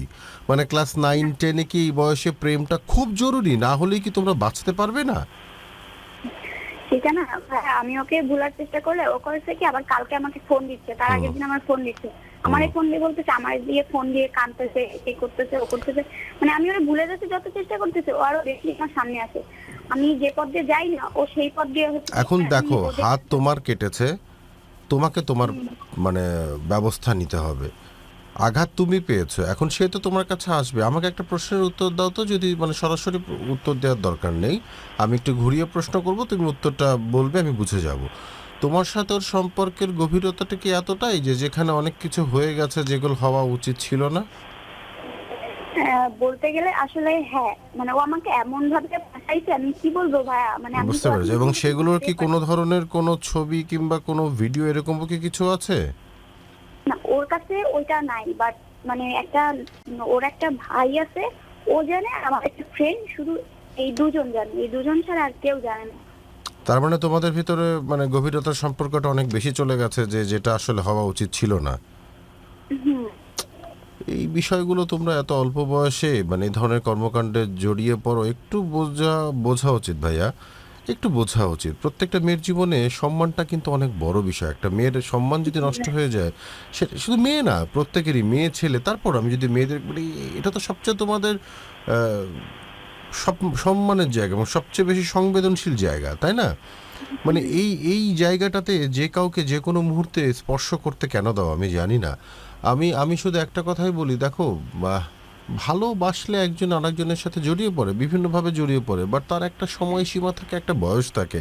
তুমি এই বয়সে যে ধরনের সম্পর্কে জড়িয়ে গেছো এবং যে কারণে হয়তো ছেলেটা তোমাকে ছাড়তে চাইছে না, কারণ তুমি বুঝতেই পারছো আমি তোমাকে কি বোঝাতে চাইছি। এখন জীবনটা যতটা নষ্ট করেছো, আর ভয়ঙ্করভাবে জীবনটাকে নষ্ট করো না। যেভাবে হোক তোমাকে এই জায়গা থেকে সরে আসতে হবে। ছেলেটা অনেকভাবে তোমাকে দেখার চেষ্টা করবে, দেখানোর চেষ্টা করবে, তোমার সামনে আসবে। তোমার মোবাইল নাম্বার চেঞ্জ করো, তোমার বাসার মানুষকে একটু সতর্ক করো, আর এই ক্ষেত্রে পরিবারকে একটু ইনভলভ করো। নিজে বেশি পণ্ডিতগিরি করতে যেও না। হ্যাঁ, আব্বু ই করছে, আব্বু মানে অনেক হেল্প করতেছে। আমার আব্বু মানে ও যে স্কুলে ওর যে বোনরা পড়ে, আমার আব্বু ওই স্কুল থেকে আমাকে বের করে আলাদা স্কুলে দিচ্ছে। মানে আমি যে কোচিং এ পড়তাম, আমার সেই কোচিং থেকে মানে নিয়ে আসছে। তুমি ক্লাস 9-এ পড়ো, সামনে মাধ্যমিক দেবে, কত সুন্দর একটা জীবন পড়ে আছে। এই অল্প বয়সেই তোমরা কি সব করে বেড়াও, যে কারণে আসলে ভালোবাসাটা একটা জঘন্যতম জায়গায় চলে যাচ্ছে। ঠিক আছে, যেটাই করেছো ভুল করেছো, ভুলটাকে এখন বুঝতে পারছো, এখনো সময় আছে, ভুলটাকে শোধরাও। তা না হলে কিন্তু এমন একটা সময় তুমি বুঝতে পারবে যে যখন আর কিচ্ছু করার উপায় থাকবে না, তখন পরিবার, আত্মীয় স্বজন, মান সম্মান সবকিছু একদম ধুলোয় মিশে যাবে। তোমাকে ছোট বোন হিসাবে বলছি, জীবনটা প্রচুর সময় পাবা এই বিষয়গুলো নিয়ে ভাবনার, এই বিষয়গুলো চিন্তা করার। এখন শুধু লেখাপড়াতে একটু সময় দাও। প্রেম ভালোবাসা করার জন্য যথেষ্ট সময় পড়ে আছে। অল্প বয়সে প্রেম ভালোবাসা করতে যে কি কি করে ফেলেছো সেটা তুমি নিজেই বুঝতে পারছো। তো আমি জানি না যে এই বিপদগুলো কতটা আরও তোমাকে ভুগতে হবে, বা যত তাড়াতাড়ি পারো এখান থেকে সরে আসো। এটার সমাধান একটাই, সরে আসা, এছাড়া আর কোনো সমাধান নেই। এবং পরিবারকে একটু বলো যেন তোমাকে তারা সহযোগিতা করে। যদি তোমার পরিবার তোমাকে বুঝতে পারে তাহলে বলো, না হলে পরিবারের এমন কোনো মানুষকে খুঁজে বের করো যে তোমার সিনিয়র, মানে যাকে বললে তুমি ব্যাপারটা বোঝাতে পারবা। আমাকে তুমি বলেছো, কিন্তু আমি তো অনেক দূরে থাকি, এই মুহূর্তে আমাকে তোমার টেলিফোনে সহযোগিতা করা ছাড়া আর কিছু করতে পারবো না, উপদেশ দিয়ে। বাট তোমার 24 ঘন্টা তোমার পরিবারের ভেতরে যে মানুষজন থাকে তাদেরকে ঘটনাটা বলো, তারাই পারবে তোমাকে প্রকৃতভাবে রক্ষা করতে। হ্যাঁ, আমার পরিবার থেকে আমি কাউকে শেয়ার করি না, মানে আমি এতদিন না, এখন করো, কারণ তুমি হয়তো ভয়ে লজ্জায় বলতে পারবে না, কিন্তু তুমি যদি না বলো পরবর্তীতে এমন একটা ঘটনা ঘটে যাবে যে তখন সব শেষ হয়ে যাবে। তো মানে সব শেষ হবার আগে তোমার হাতে আছে, কাউকে না কাউকে খোলামেলা বলো, তাতে হয়তো বকাঝকা খাবা কিন্তু বেঁচে যাবা। মানে ভাই আমি ওকে কি মানে বলতে গেলে আমি ওকে ভুলে যেতে চাচ্ছি, কিন্তু ও বারবার আমাকে এখন ডিস্টার্ব করতেছে। ও যত তোমাকে ডিস্টার্ব করবে তত বেশি তুমি হচ্ছে ওর থেকে দূরে সরে যাবা। ও যেই নাম্বার কিংবা যেভাবে তোমাকে ডিস্টার্ব মানে করার চেষ্টা করে, সেই জায়গা থেকে নিজেকে দূরে রাখো। এবং সবচেয়ে বড় কথা হচ্ছে বাবা মাকে বলে দাও। যদি খুব বেশি ঝামেলা করে আইনের আশ্রয় নাও, বাবা মাকে বলে দাও, শেষ, একেবারে একদম লাইনে চলে আসবে। পুরোপুরি আইনের আশ্রয় নাও, দেশে আইন আছে, আইনের আশ্রয় নাও। তার আগে গুরু নিজেকে একদম পুরো ডিটারমাইন করে ফেলো যে এর থেকে 100 হাত দূরে থাকতে হবে। সোজা তোমার বাবা মাকে বলো, প্রথমে ছেলেটাকে বোঝাও, ডেকে নিয়ে বোঝাও, তারপরে যদি না বোঝে সরাসরি ছেলের বাবা মার কাছে বলো, ছেলের বাবা মাও যদি না বোঝে থানায় সরাসরি যে বলে দাও। ভাইয়া ছেলের বাবা মাকে বলা হয়েছে, মানে এই নিয়ে অনেক আগেও আমার বাসায় প্রবলেম হয়েছিল, তার ছেলের বাবা মাকে বলছে। ছেলের বাবা মা হচ্ছে কেমন বলতে গেলে মানে ছেলেরা কোনো শাসন বারণ করে না, এটা হচ্ছে। তাহলে সরাসরি আইনের সহযোগিতা নিতে হবে। এখন যে পর্যায়ে আছে তাহলে আইনের সহযোগিতা নিতে হবে। আইনের সহযোগিতা যখন নেবে তখন এই ধরনের ছেলে পেলে এমনি লাইনে চলে আসবে। আমাদের দেশে কিন্তু এই বিষয়গুলো নিয়ে এখন যথেষ্ট কড়া আইন হয়েছে। তো আমার মনে হয় তুমি আইনের সহযোগিতা নাও। প্রথমে একবার চেষ্টা করো যে পারিবারিকভাবে বিষয়টাকে সমাধান করা যায় কিনা, ছেলেকে ডেকে হোক অথবা ছেলের বাবা মাকে আরও একটাবার বলে হয় কিনা, তা না হলে সরাসরি আইনের সহযোগিতা নাও। ঠিক আছে? প্লিজ আর দেরি করো না। আচ্ছা, ওকে, ভালো থেকো। আচ্ছা ভাই, ভালো থেকো। ওকে। কি বিভৎস অবস্থা বলো, আমাদের দেশের ছোট্ট ছোট ভাই বোনেরা কোথায় যাচ্ছে, কি অবস্থায়, বেশ ছোট, 9-এ পড়া আমি বাচ্চা, আসলে- এবং তার সাথে তুমি বুঝতেই পারছো সম্পর্কটা কত গভীরে চলে গেছে। সেটা তো হয়েছে, এবং ছেলের বাবা মাকে কমপ্লেন করার পরও বাবা মার এই বিষয়ে কোনো টেনশন নেই, এবং কতটা ভয়ঙ্কর পর্যায়ে চলে গেছে তুমি চিন্তা করো। মানে এইটুক এইটুক ছেলে মেয়ে তারা কোথায় কি করছে, আমি জানি না আমাদের সমাজ আসলে কোথায় যাচ্ছে। এরা বড় হয়ে আমাদের সমাজকে কতটা ভালো উপহার, মানে ভালো জিনিস উপহার দিতে পারবে। এরাই যদি আমাদের দেশের ভবিষ্যৎ হয়, তাহলে ভবিষ্যৎ নিয়ে কিন্তু আমাদের বিশাল একটা ভাবনার সময় হয়ে গেছে। অবশ্যই, এরাই আসলে। যদি আমাদের ভবিষ্যৎ হয়, আমরা তো মুখে বলি যে এখনকার ছোট ছোট বাচ্চারা আমাদের আগামী ভবিষ্যৎ, কিন্তু ভবিষ্যৎটা তো অন্ধকার হয়ে যাবে তাহলে যদি এই ধরনেরই আমাদের ছোট ছোট বাচ্চাদের মন মানসিকতা চিন্তা ভাবনা হয়। এত ভাবনার সময় অভিভাবকদের একটু সচেতন হতে হবে, এবং ছোট ছোট ভাই বোনদেরকে বলছি প্লিজ এত সুন্দর জীবনটাকে নষ্ট করো না ভাইয়া। সামনে অনেক সময় পাবে প্রেম ভালোবাসা করার, কিন্তু এইসব করে জীবনটাকে মানে এত বাজে পর্যায়ে নিয়ে জীবনটাকে নষ্ট করো না। বাকিটা তোমাদের ইচ্ছা আসলে। কিছু কমেন্ট পড়ি।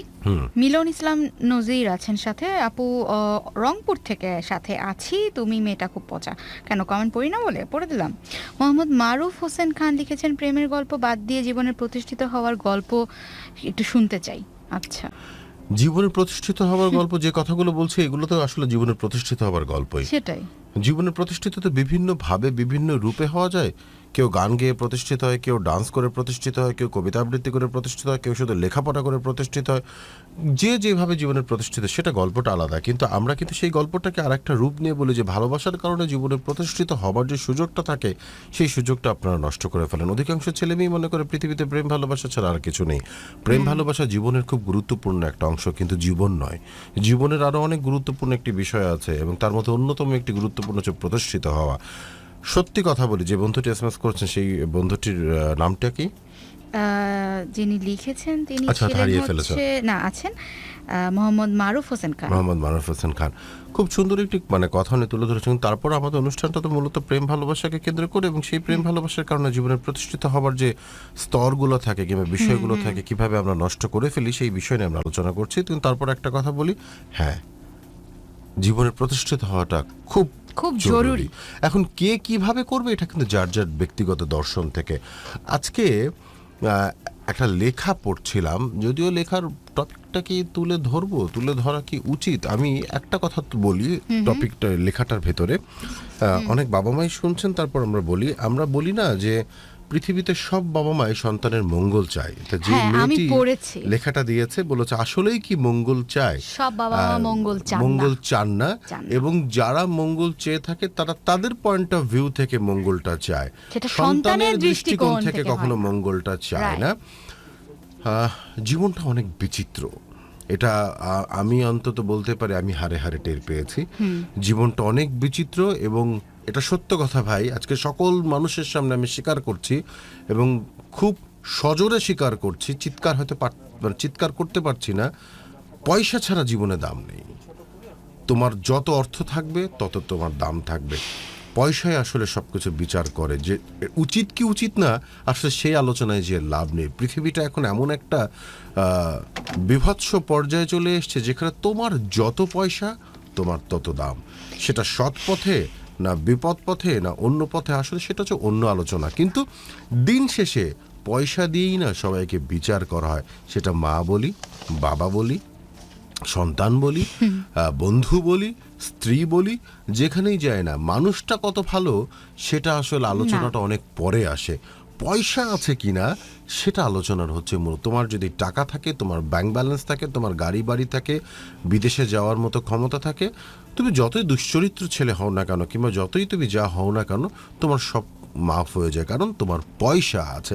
টাকা দিয়ে তুমি সবার মুখ বন্ধ করে দিতে পারো, টাকা দিয়ে তুমি সব কিছু কিনে নিতে পারো। একটা সময় ছবিতে আমরা ডায়লগ শুনতাম, টাকা দিয়ে সব কেনা যায়, ভালোবাসা কেনা যায় না। আজকাল ভালোবাসাও অনেক ক্ষেত্রে বিক্রি হয়ে গেছে টাকার কারণে। ভালোবাসা কি আর আছে? সেটা একটা সবচেয়ে বড় প্রশ্ন। কিন্তু ভালোবাসার জন্য এখন খুব ভালো আর বড় একটা বাসা লাগে। এই বিষয়টা আসলে আমি বুঝতে পেরেছি অনেক দেরি করে পূর্ণতা। এবং সত্য কথা বলি যে আমি প্রায় বৃহস্পতিবারে যখন আসি তখন আমি মনে করি যে আমার জীবনের কিছু রূঢ় বাস্তবতা সবার সামনে তুলে ধরবো, কিছু অপ্রিয় সত্য বন্ধুদের সামনে তুলে ধরবো। এবং কালকে একটা স্ট্যাটাস দেওয়ার আমার খুব ইচ্ছা ছিল ফেসবুকে, খুব, মানে আমি হাতে নিয়েছিও। আবার চিন্তা করলাম যে আসলে বেনিফিট কি হবে, স্ট্যাটাসটা দেবার পর যেটা হবে যে বেশ কিছু লাইক পড়বে, বেশ কিছু কমেন্টস পড়বে, কিন্তু দিন শেষে যেই কারণে আমি স্ট্যাটাসটা দিচ্ছি তার কি বিন্দুমাত্র কোনো পরিবর্তন হবে? কোনো পরিবর্তন তো হবে না। বরং এতে কি হবে, কিছু মানুষ এটা দেখে হাস্য করবে, কিছু মানুষ এটাকে মজা নেবে, কিছু মানুষ সমবেদনা জানাবে, কিন্তু আসলে যেই বিষয়টির কারণে আমার আজকে এই লেখা কিংবা স্ট্যাটাসটা দেয়া সেটা তো আসলে পরিবর্তন হবে না। কি দরকার মানুষের হাসির পাত্র হওয়া কিংবা কয়েকটা লাইক কমেন্টস পেয়ে? আসলে আমার তো লাভ নেই কোনো, আমার দরকার ওই চিন্তাবোধের পরিবর্তন। কিন্তু সেই চিন্তাবোধের পরিবর্তন মনে হয় না সম্ভব, অনেক দেরি হয়ে গেছে। তা ছোট ছোট ভাই বোনদেরকে বলি, ভাইয়া জীবনে লেখাপড়াটা খুব মন দিয়ে করো, লেখাপড়াটা মন দিয়ে করো, যেটাই করো মন দিয়ে করো লেখাপড়াটা। কারণ কি, একটা সময় ছিল পূর্ণদা, আমি সত্য কথা বলি, শুনতে খুব খারাপ লাগবে, একটা সময় ছিল যখন আমি মনে করতাম আমি ডিরেক্টর হব, আমি নাটক বানাবো, আমি সিনেমা বানাবো, আমি এটা করব, মানে ক্রিয়েটিভ লাইনে যাব, লেখালেখি করব। কারণ যেসব মানুষদেরকে ছোটকাল থেকে দেখতাম মনে করতাম, কিন্তু সত্যকার অর্থে আমরা যেই দেশে বাস করি এই দেশে না এই ধরনের বিষয়গুলোর খুব একটা চলন নেই, কদরও নেই, চলনও নেই। কিছু মানুষ এটা করে খাচ্ছেন, কিছু মানুষ। আমাদের দেশের জন্য হচ্ছে মোটা দাগে লেখাপড়া করে প্রতিষ্ঠিত হওয়াটাই আমাদের জন্য বেস্ট। তাই যে যেই ট্র্যাক থেকে ভাবছেন যে আমি সাকিব আল হাসান হব, সাকিব আল হাসান কিন্তু একজনই হয়েছে, তামিম ইকবাল একজনই হয়েছে, মাশরাফি একজনই হয়েছে, মানুষ কিন্তু 18 কোটি। 18 কোটি মানুষের ভেতর 18 জন খেলোয়াড়কে নিয়ে চিন্তা করে লাভ নেই। 18 কোটি মানুষের ভেতরে 18 জন সিঙ্গারকে নিয়ে চিন্তা করে লাভ নেই, লেখককে নিয়ে চিন্তা করে লাভ নেই। আমজনতার জন্য আসলে আমাদের বর্তমান যে প্রেক্ষাপটটা, এই প্রেক্ষাপটটা কিন্তু একদিনে পরিবর্তন হবে না, ধীরে ধীরে ধীরে ধীরে। এটা কিন্তু অস্বীকার করার কিছু নেই পূর্ণতা। বিশ্ব যত এগিয়ে যাচ্ছে, আমরা বলি যে আমরা প্রতিনিয়ত উন্নতির দিকে ধাবিত হচ্ছি, আমরা যতটা ধাবিত হচ্ছি, এই ধাবিত হওয়াটা অন্যান্য বিশ্বে আজকে থেকে আরো 200 বছর আগে ধাবিত হয়ে গেছে, মানে আমরা 200 বছর করে পিছিয়ে আছি সব জায়গা থেকে। তো সবকিছু মিলে আমার কাছে মনে হয় যে জীবনটা খুব কঠিন, আর কেউ কারো না, এটা খুব সত্য কথা। পৃথিবীতে কেউ কারো না, পৃথিবীতে একমাত্র আপনিই আপনার, এছাড়া কেউ কারো না। আপনার যদি পয়সা থাকে সবাই আপনাকে কদর করবে, সবাই সবাই। আর যদি আপনার পয়সা না থাকে, দিন শেষে সবাই বলবে তুমি তো কুলাঙ্গার, তোমাকে দিয়ে কিছু হয় না, তুমি তো অপারগ, তোমাকে দিয়ে কিছু হয় না, তুমি কিছু পারবে না, তোমার দিয়ে কিছু হয় না। এটাই খুব খুব রূঢ় বাস্তবতা, খুব রূঢ় বাস্তবতা, যে বাস্তবতাটাকে খুব কাছ থেকে আমি দেখেছি, খুব কাছ থেকে দেখে তখন আফসোস করি যে এখন আসলে সময় নেই, অনেক দিন পার হয়ে গেছে। তারপরও আবারও চেষ্টা করে নতুনভাবে ঘুরে দাঁড়াবার। কিন্তু যেই সকল বন্ধুরা এখন জীবন শুরু করছো, যাদের প্রাণ একদম টকবগে, যাদের হাতে এখনো জীবনের পুরো যৌবনকালটা পড়ে আছে, সময়টাকে কাজে লাগাও, সময়টাকে কাজে লাগাও। অনেক দিক থেকে নিজেকে গড়ে তোলার মতো অফুরন্ত সুযোগ আমাদের আছে।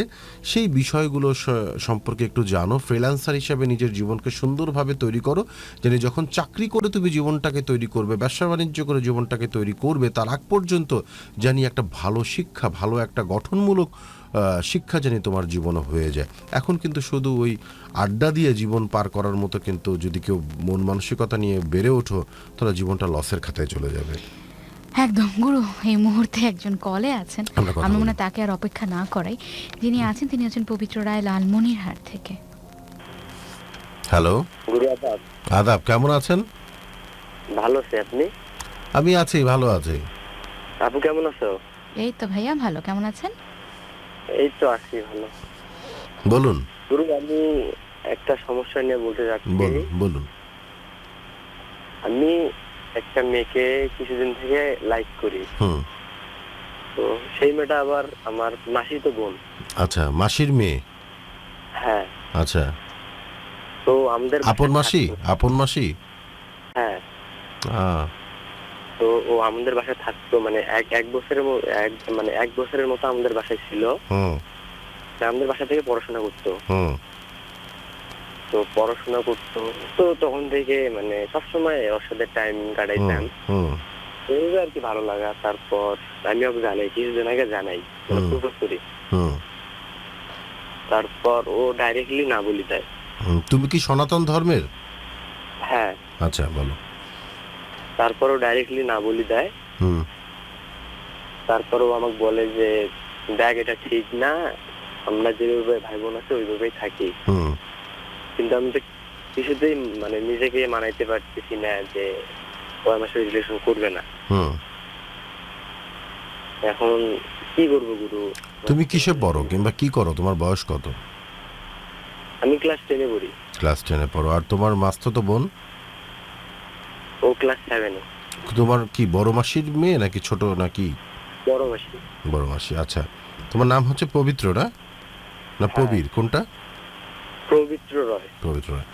আচ্ছা, প্রথমত আমি যেটা বলি সেটা হচ্ছে সনাতন ধর্মে আসলে মাসির মেয়ে, পিসির মেয়ে কিংবা মামার মেয়ে এই বিষয়গুলোকে কিন্তু খুব অপরাধের চোখে দেখা হয় তাদের সাথে সম্পর্ক করাটা, তাই না? আচ্ছা, যেটা হচ্ছে যে যেহেতু সনাতন ধর্মে মাসির মেয়ে, পিসির মেয়ে, মামাতো বোনের মেয়ের সাথে সম্পর্ক করাটাকে খুব অপরাধের চোখে দেখা হয়, এবং এটা কিন্তু সনাতন ধর্মের ইতিহাস থেকে যদি ঘাটাঘাটি করি তাহলে তুমি দেখবে পিসির মেয়ে, মাসির মেয়ে, বিশেষ করে পিসির মেয়ে, মাসির মেয়ে কিংবা মামাতো বোন এই সম্পর্কগুলোকে সনাতন ধর্মে অর্থাৎ হিন্দু ধর্মে কিন্তু নিজের ভাই বোনের মতো করেই আসলে দেখা হয়। এখানে ওই সুযোগটা খুব কম থাকে যে এদের সাথে কোনো ধরনের সম্পর্ক করার। এখন গুরু আমি তো অনেক ভালোবেসে ফেলেছি। এখন তুমি ভালোবেসে ফেলেছো, আমি বুঝতে পারছি ভালোবেসে ফেলেছো। প্রথম হচ্ছে তোমার বয়সটা খুব অল্প, যে নিয়ে আমি প্রত্যেকটা পর্বেই কথা বলি। এই বয়সে পিছলা খাবার সময় মানে প্রবণতাটা খুব বেশি হয়। এখন যেটা তোমার কাছে প্রেম বলে মনে হচ্ছে, হয়তো 3 বছর পর 5 বছর পর তুমি নিজেই বুঝতে পারবে যে কি পরিমাণ অপরাধের কাজ তুমি করেছো, এবং তখন তুমি নিজেই লজ্জা পাবে। এখন বয়স কম বিধায় তুমি টের পাচ্ছ না। এখন আমার কথা হচ্ছে, বলো। কালকে আবারও আমাদের বাসায় আসছে, মানে বেড়াতে আসছে কালকে। কালকে আমরা ঢাকা চলে যাবে। কালকে আবার আমি বলছিলাম, ও বলছে ভেবে দেখি, এখন আবার বলছে ভেবে দেখবো। আমার কাছে মনে হয় যে তোমার এখান থেকে যত দ্রুত পারো সরে আসুক। তোমার মা বাবা কি জানে? তোমার মাসিরা কি কেউ কিছু টের পেয়েছে, কিছু জানে? আমার জিজু একটু জানে, একটু জানে। কে জানে? আমার দুলা ভাই। দুলা মানে জামাইবাবু জানে? হ্যাঁ, জামাইবাবু। তোমার জামাইবাবু জানার পর কি বলেছে? আমাকে বলছে যে এগুলো ঠিক না, তুমি শোনো, তোমাকে আমি একটা কথা বলি, এখানে আসলে বেশি যুক্তি দিয়ে বোঝানো যাবে না, কারণ তোমার ভালো লেগে গেছে, এখানে আসলে কোনো যুক্তি তোমার এখন কাজ করবে না। কিন্তু তোমাকে শুধু আমি একটা কথা বলি, এই সম্পর্কটাকে যদি তুমি টানো, সামনে তোমার কপালে মানে 16 আনা কষ্ট আছে, চরম বিপদে তুমি পড়বে। কারণ সনাতন ধর্মে, হিন্দু ধর্মে এই বিষয়গুলোকে কোনোভাবেই কেউ মেনে নেয় না। আমরা সেই পূর্বকাল থেকে দেখে আসছি, অতীতকাল থেকে দেখে আসছি, ইতিহাস থেকে দেখে আসছি, এখানে মানে এটা অপরাধ পুরোপুরি। এখন আমরা তো ধর্মের নিয়মের বাইরে চলে কাজ করতে পারবো না, তাই না? ধর্ম কিন্তু আমাদেরকে একটি পথে পরিচালিত করে। যার যার ধর্ম, প্রত্যেকটা ধর্মের কিন্তু কিছু রীতিনীতি আছে না? এখন তুমি বলতে পারো আমি মানবো না, সেটা তোমার ব্যাপার, একান্তই তোমার ব্যাপার, তুমি যদি না মানো। কিন্তু ধর্মের রীতিনীতিকে মানে নষ্ট করে নিজের মতো করে যদি চলতে চাই, তাহলে জীবনে আমি এখন পর্যন্ত এরকম লোক খুব অল্প দেখেছি যারা জীবনে সফলতা পেয়েছে। আমার কথা কি বুঝতে পারছো? প্রত্যেকটা ধর্ম তৈরি হয়েছে মানুষকে সুন্দর পথে পরিচালিত করার জন্য। কিছু নিয়ম শৃঙ্খলা দেওয়াই হয়েছে, এক একটা ধর্মের এক একটা নিয়ম নীতি মেনে চললে ভালো ছাড়া খারাপ হয় না। এখন এই যে ধরো, তুমি যদি কিংবা আমরা যদি আজকে থেকে 50 বছর 100 বছরের ইতিহাস দেখে যদি আসতাম যে হ্যাঁ মাসির মেয়ের সাথে বিয়ে করা যায় কিংবা এই সম্পর্কগুলোকে সহজভাবে গ্রহণ করা যায়, তাহলে কিন্তু আজ খুব চিন্তার বিষয় ছিল না, ছিল কি? না। এখন তুমি একদিনে কি এই বিষয়টা পরিবর্তন করতে পারবে না। তুমি যখন এই বিষয়টা নিয়ে বাড়াবাড়ি করবে, তখন সমাজে বিভিন্ন ধরনের হাহাকার উঠবে। তোমার মা এক ধরনের কথা বলবে, কান্নাকাটি করবে, তোমার মাসি এক ধরনের, তো সব কিছু মিলে দেখা যাবে খুব বাজে একটা পরিবেশ হয়ে গেছে। আমি বুঝতে পারছি তুমি ভালোবেসে ফেলেছো, কিছু করার নেই, কিন্তু তোমাকে সরে আসতে হবে আসলে। আমি আরেকটা কথা বলতে চাই। ও মানে আমি মানে যখন আমার জামাইবাবু আমাকে বলছিল যে তুমি এগুলা থেকে সরে যাও, তখন আমি ফোন করতাম না, মানে ফেসবুক চালায়, আমি ফেসবুকে মেসেজ করতাম না, কিছুই করতাম না। তখন ও আবার আমাকে মেসেজ করে, ফোন করে বলে কি হয়েছে, আগের মতো ফোন করিস না কেন, মেসেজ করিস না কেন। এই জিনিসগুলো খারাপ, তাহলে তুমি সরাসরি বলো যে আগের মতো ফোন করি না কেন, SMS করি না কেন, তুই বুঝিস না যে তোকে আমি ভালোবাসি। আর এই জিনিসটা অপরাধ। আমি যেহেতু অপরাধ করে ফেলেছি, আমি অপরাধ থেকে নিজেকে দূরে আনতে চাই। তুই আমাকে দয়া করে এরকম গোতাগুতি করিস না, নক করবি না, কারণ আমি জিনিসগুলোকে সহজভাবে নিতে পারছি না। তোকে ভুলতে আমার অনেক কষ্ট করতে হচ্ছে। তুই পারলে আমাকে সহযোগিতা কর, না পারলে আমাকে ঝামেলায় ফেলিস না। আপনাকে অনেক বেশি শক্ত হতে হবে, মানে তোমাকে অনেক বেশি শক্ত হতে হবে, বুঝতে পেরেছো? হ্যাঁ গুরু, তুমি আমার আমি অনেক যে- ছোট, আমার ছোট ভাইয়ের থেকেও তুমি অনেক ছোট। আমার সবচেয়ে যে ছোট ভাই সে আমার থেকে প্রায় 13 থেকে 14 বছরের ছোট, তুমি তার থেকেও প্রায় 7-8 বছরের ছোট। হ্যাঁ, সো প্লিজ আমি- জীবনটাকে নষ্ট করো না। আমি কথা বলি না দেখে ওই আমাদের বাসায় আসছে, মানে এগুলো যেটাই হোক তুমি জীবনটাকে নষ্ট করো না। আর তোমার মাসি যদি জানে, তোমার মা যদি জানে, তোমার বাবা যদি জানে, কেলেঙ্কারি হয়ে যাবে পুরা। হ্যাঁ, সনাতন ধর্মে, হিন্দু ধর্মে এই বিষয়গুলো যদি জানাজানি হয়ে যায়, তোমার মা বাবা মুখ দেখাতে পারবে না, খুব বাজে একটা পর্যায়ে চলে যাবে।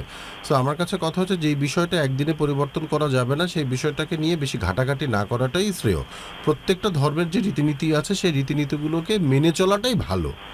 আর না মেনে চলতে চাইলে তুমি চলতে পারো, এটা তো একান্ত তোমার ব্যাপার, কিন্তু চললে ক্ষতি ছাড়া লাভের সম্ভাবনা খুব কম। ঠিক আছে? ঠিক আছে, ভালো থেকো। যে কথাগুলো বললাম মাথায় রেখো, খুব দ্রুত এখান থেকে সরে আসো, যত দ্রুত পারবা সরে আসো। হ্যাঁ, ভালো থাকবেন আপনি। হ্যাঁ, তুমিও ভালো থেকো। ওকে, বাই। পূর্ণতা, একটা বিষয় খেয়াল করেছো, যাদের সাথে আমরা ফোনে কথা বলছি প্রত্যেকটা সবাই বাচ্চার বয়স স্কুলে কিন্তু পড়ে। স্কুলে পড়ে, 8, কলেজে 9, পড়ে, 10 ইন্টার পরীক্ষা দিচ্ছে, মানে বিশ্ববিদ্যালয়ে পড়ে এরকম একজনকে আমরা পেয়েছি, বাকি সবই কিন্তু তোমার হচ্ছে এই অবস্থা যে 8, 9, 10, এবং এরা ভালোবাসে কয় বছর, 4 বছর 5 বছর আগে থেকে। আমি মানে ওটাতে আরো অবাক হয়ে মানে যাই। এরা ক্লাস 5 থেকে 4 থেকে 6 থেকে এরা ভালোবাসে, ক্লাস মানে 9 এর একটা মেয়ে বলছে তার পছন্দ যাকে, সেটা আরো 4-5 বছর আগে, সে যাকে পছন্দ করে সে তার চেয়ে 2-3 বছরের বড়। তার মানে সে যখন তাকে পছন্দ করতো, সে 5-6 এ পড়তো, তখন ছেলেটি পড়তো 8-9 এ। তো সেই ছেলেটিরও আবার একজন প্রাক্তন প্রেমিকা থাকছে। 8, 9 না, সে যখন 5 এ পড়তো, ছেলে পড়তো 7 এ। তাহলে সেই এবং ছেলেটিরও তারও একটা আবার প্রাক্তন প্রাক্তন। প্রেমিকা আছে, মানে তারা শুরুটা কবে থেকে করে? আমি খুব ভীত, আমি খুবই ভীত, মানে এটা Believe এত me, ম্যাসিভ এবং আমি এত খুবই ভীত, এবং যে কারণে আমি আসলে খুব অদ্ভুত। অবাক হয়ে যাচ্ছি আমি যে আপনি কথা বলেন এবং আমি জাস্ট বসে বসে এখানে আমি জাস্ট এজ ক্যালকুলেট করি, এবং আমি এবং বারোইদা কিছুক্ষণ ছিলেন আমাদের এখানে, আমাদের টেকনিশিয়ান, আমি আর বারোইদা দুজনের দিকে খালি মুখ চাওয়াচাই করি যে এটা কি শুনছি এবং মানে কি বলছে। তাহলে কবে শুরু করলো প্রেম? জন্ম হতে না হতে জেনারেশনটা আসলে কোথায় যাচ্ছে তখন আমি কি জানি প্রেম না। বোঝে? আমি জানি না, এখনকার ছেলেমেয়েরা অনেক কিছু বোঝে যায় যেটা আমরা আসলে আমরা এখনো জানি না। এটাকে বোধহয় জেনারেশন গ্যাপ বলে।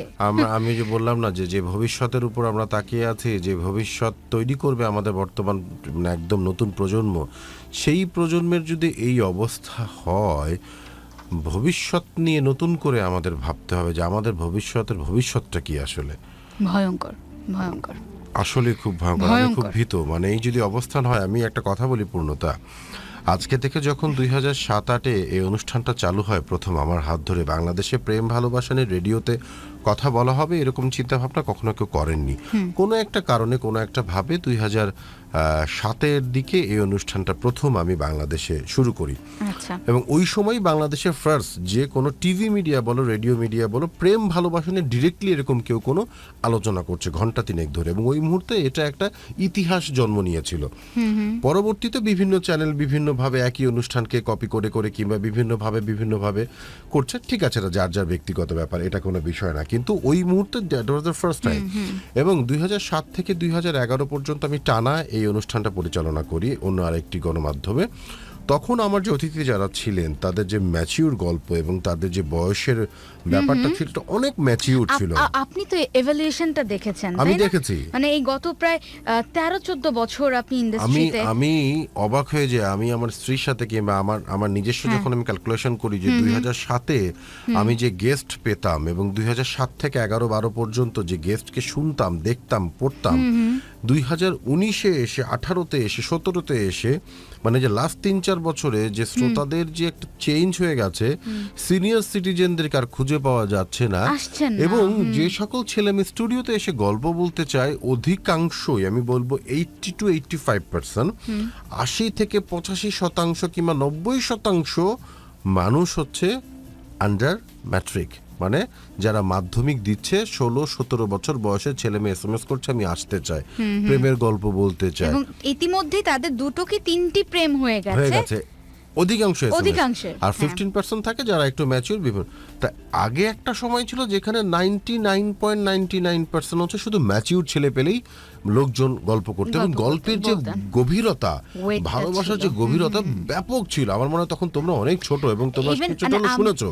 আমার তখন টিনেজ টাইম, আমার মনে আছে আমি তখন স্কুলে পড়ি, 8-9 পড়ি। I was a big fan of your show. আমি আপনার শো মানে আমার মার সাথে শুনতাম, আমার মনে আছে। আমার মায়ের সাথে আমাদের যে ইকুয়েশনটা সেটা অনেক ফ্রেন্ডলি। আমার মাকে দেখতাম যে প্রোগ্রামটা শুনে বরং এমন হতো যে অনেক কিছুই বুঝতাম না, খুব এজড পারসনদের খুবই ম্যাচিউর ভালোবাসার গল্প। আমার একজন ফ্যান ছিলেন, উনার মানে ফ্যান ছিল বলতে হচ্ছে উনি ওপর তো বুয়েটে, আচ্ছা, ওর মা বেসিক্যালি আমার ফ্যান ছিল। আচ্ছা, উনি আমার অফিসে একদিন এসে বলে যে প্রত্যেক বৃহস্পতিবার হলে আমার বাসাতে আমি কোনো গেস্ট অ্যালাউ করতাম না, কারণ যেহেতু রাত্রেবেলা আপনার অনুষ্ঠান শুনতে হবে এবং আমার মেয়ে বুয়েটে পড়ে। আমি আমার মেয়েকে বলতাম, বুয়েটে যে মেয়ে পড়ে, আমি তাকে বলতাম প্রত্যেক বৃহস্পতিবার রাত্রেবেলা এই লোকের অনুষ্ঠান শুনবা, কারণ তোমার বইয়ের পড়ার সাথে সাথে এই মানে বইটা পড়াও খুব জরুরি। জীবনের যে বইটা, ভালোবাসার যে বইটা, এটা পড়া খুব জরুরি। এখনকার সময়ে সেম এনভায়রনমেন্টে বড় হয়েছে, আমরা যা শুনেছি, শুনে শিখেছি। তো আমি যে প্রত্যেক পর্বে যখন বলি যে আপনার এসএমএস পাঠান, অধিকাংশ হচ্ছে যে বললাম যে আন্ডার ম্যাট্রিক 17, 18, 19 বছরের ছেলে মেয়ে বলছে আমরা গল্প বলবো। মানে এরা ভালোবাসার গল্প কি বলবে, এবং এরা বলতে চাচ্ছে আমরা 3-4 বছরের আগের থেকে, মানে যখন এটা 7-6 পড়ে, আমি জাতিকে আসলে কি শোনাবো, মানে আমি নিজেই ভয় পেয়ে যাচ্ছি যে আমি আসলে জাতিকে কি শোনাবো, আমার বন্ধুদেরকে কি শোনাবো, আমি জানি না। আমি আসলে খুব ভীত। আমাদের সমাজটা আসলে কোথায় যাচ্ছে, আমাদের ছেলেমেয়েরা কোথায় যাচ্ছে, এটা কেন হচ্ছে, এটা কিন্তু শুধুমাত্র বলবো না যে মা বাবার অবহেলা, আমাদের অনেক দিক থেকে আমরা কিন্তু আসলে বঞ্চিত রেখেছি আমাদের ছেলেমেয়েদের। আমাদের দেখো ছেলেমেয়েদের খেলার কোনো জায়গা নেই, তাদের এন্টারটেইনমেন্টের কোনো সোর্স নেই। ঢাকাতে যে 2-1টা আছে, ঢাকার বাইরে তো কিছুই নেই তেমন। তাহলে কিভাবে হবে? ঢাকাতেই বা কোথায় আছে? সেটাই বা, ঢাকায় তো আরো নেই। ঢাকায় তো আমি দেখছি যে পুরোটা ইন্টারনেট ভিত্তিক হয়ে গেছে, একেবারে মুঠোফোনের এবং সব ফ্ল্যাট ভিত্তিক, একেবারে পাশাপাশি বাড়ি এবং ফ্ল্যাট ভিত্তিক। এখন তো এমন একটা কালচার যে পাশের বাড়িতে কে থাকে, সে কিভাবে আছে কিছু জানি না। আমি বলি, আমার সেদিন আমার ওয়াইফকে আমি বলছিলাম যে আগে বর্ষাকালে আমরা যখন ছোট ছিলাম, তোমরা কখনো শুনেছো কিনা, আমরা যখন ছোট ছিলাম, অনেক আগেকার গল্প বলছি, ওই সময় আমাদের এলাকাতে টুর্নামেন্ট হতো বেশি বৃষ্টিকালে, চাচা ভাতিজা টুর্নামেন্ট, ফুটবল। আচ্ছা, মানে আমাদের বিশাল বিশাল মাঠ ছিল হাউজিং এ, আমরা যারা জুনিয়র মানে আমরা যারা ভাতিজা এবং আমাদের যারা আঙ্কেল, হ্যাঁ মানে ফ্রেন্ডের বাবারা যারা চাচারা, টুর্নামেন্ট হতো। মানে এই যে রিলেশন গুলো, ফুটবল খেলা, ক্রিকেট খেলা, আমরা প্রত্যেক বছর বার্ষিক ক্রীড়া প্রতিযোগিতা, শীতে ব্যাডমিন্টন খেলা, এই যে মানে আমাদের যে বিভিন্ন জায়গাতে এঙ্গেজ হওয়ার মতো এবং পরিবারকে নিয়ে এঙ্গেজ হওয়ার মতো যে একটা প্রক্রিয়া ছিল, পরিচর্যা ছিল, বর্তমান ঢাকা শহরে আমরা এত বেশি মডার্ন হয়ে গেছি যে আসলে সন্তানকে আমরা দিচ্ছিটা কি, ওরা জানবেটা কি? খেলার মাঠ নেই, সুন্দর পরিবেশ নেই, ফ্যামিলির ভিতরে বন্ডিংস নেই। আর আরেকটা জিনিস আমার কাছে খুবই মনে হচ্ছে যে এটা আমাদের বাঙালি কালচারে হোক বা যেটা হোক, আমাদের 51টি পরিবার ছিল অনেক দিন, আমরা কিন্তু আদব কায়দা, এই যে আপনার যে টুর্নামেন্টের কথাই বললেন, এটার কারণে কিন্তু আপনি জানেন যে আপনার বাবা চাচা শুধু না, পাড়ার বাবা চাচারাও আপনাকে চেনে, তো আপনার একটা দায়বদ্ধতা থেকে যাচ্ছে যে তাদের সামনে নিজের একটা সুন্দর ইমেজ এবং আদবটা ঠিক রাখা। এখন যেহেতু কোনো বন্ডিং নেই, কোনো সম্পর্ক নেই, তো কোনো ভয়ও নেই, কোনো আদবটাও নেই, আদব কায়দাও নেই। এটা অনেক বড় একটা কারণ কিন্তু, যে ভয়টাও না থাকা। এই মুহূর্তে মানে কলে একজনকে আমরা পেয়ে গেছি, আমরা চলে যাব কি কলে? যাই। হ্যালো, আসসালামু আলাইকুম। ওয়ালাইকুম সালাম, কে বলছেন? নামটা না বললে হবে না? আচ্ছা, না বললেও চলবে, ঠিক আছে, বলুন। মানে আমার ক্লাস 7 থেকে একটা রিলেশন ছিল। সরি, আমি আপনার কথা বুঝতে পারছি না। মানে ক্লাস 7 এ ছিল।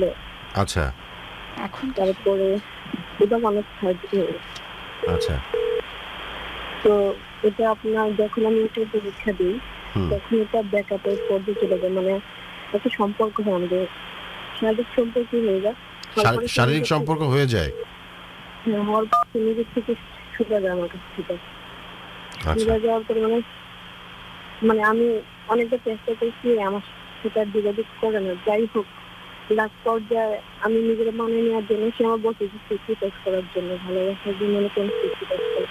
আমি না অনেক কথা বুঝে উঠতে পারছি না, মানে আপনি হয়তো খুব কাছে, মোবাইলের কাছে খুব কাছে এসে কথা বলছেন, অনেক কথা বুঝে উঠতে পারছি না, একটু স্পষ্ট করে বলতে হবে। আমি অনেক কথা বুঝে উঠতে পারছি না। তারপরে আমি বলি মানে যার সাথে রিলেশন ছিল আমার হ্যাঁ 7 থেকে, হ্যাঁ মানে এর সাথে আমার দেখা হয় দুবারের মধ্যে একবার কুমিল্লা এক জায়গায় দেখা হয়, তারপরে আরেকবার যেখানে বর্তমান থেকে সেখানে দেখা হয়। আচ্ছা হওয়ার পর মানে হয়ে যায় সম্পর্কটা, আমি করতে জানি দূর করে হয় জিনিসটা। হওয়ার আচ্ছা। পরে সে চলে যায়, কিন্তু আমার বলে অল্প দেওয়ার জন্য, কিন্তু আমি বলছি আমার ফ্যামিলি অবাধ্য হয়ে তখন ছেলেটার বয়স কত ছিল? ছেলেটার বয়স কত ছিল? সে adult ছিল, সে মানে 25-26। আচ্ছা, আর আপনি পড়তেন 7-এ? না, তখন আমি ইন্টার ফার্স্ট ইয়ারে পড়েন। আচ্ছা, ওকে। তারপরে এইখান থেকে চলে যাওয়ার পরে আমি যেখান থেকে আমাকে তার রিলেশনটা রাখতে পারে, তোমরা একটা মেয়ের যখন শুধু তার সাথে রিলেশন। যাই হোক, আমি সবকিছু ভুলে ছিলাম, ফ্যামিলি পছন্দ একটা কিছু বুঝিত, তারপরে ফ্যামিলি জানায় সবকিছু না, তো ফ্যামিলি যখন শোনার পরে এর কাছে শুনবে, তাকে বলছে আপনাদের বোন যা আছে তা করে আমি মেয়েদের নিব না। তারপরে আমি শিখতেছি বাসার দিকটা কাইয়া আমি মাইনালি বাসায় আর কান্না কাটি করে সব্বু মারা যাওয়ার পরে বলতে কিন্তু পুড়ে ফেলছে, তারপরে নিতে কেন সেগুলো ভুলে গো একদিন আমি ভুলে গেছি। বাসা থেকে বিয়ে ঠিক করে ওই ছেলেদের আমি সব কিছু দিই, ছেলেদের ছেলে তুমি সব কিছু দিলে আমার আসতে পারো, ছেলেদের মত অনুযায়ী ছেলে তোমার গ্রহণ করবো। তারপরে যদি কি হয়েছে আবার আমার কাছে ফিরে আসে, তারপরে আমি বুঝে দিয়েছি যে আমার কখন সম্ভব না রান্না আপনার সেটা লেগেছিল।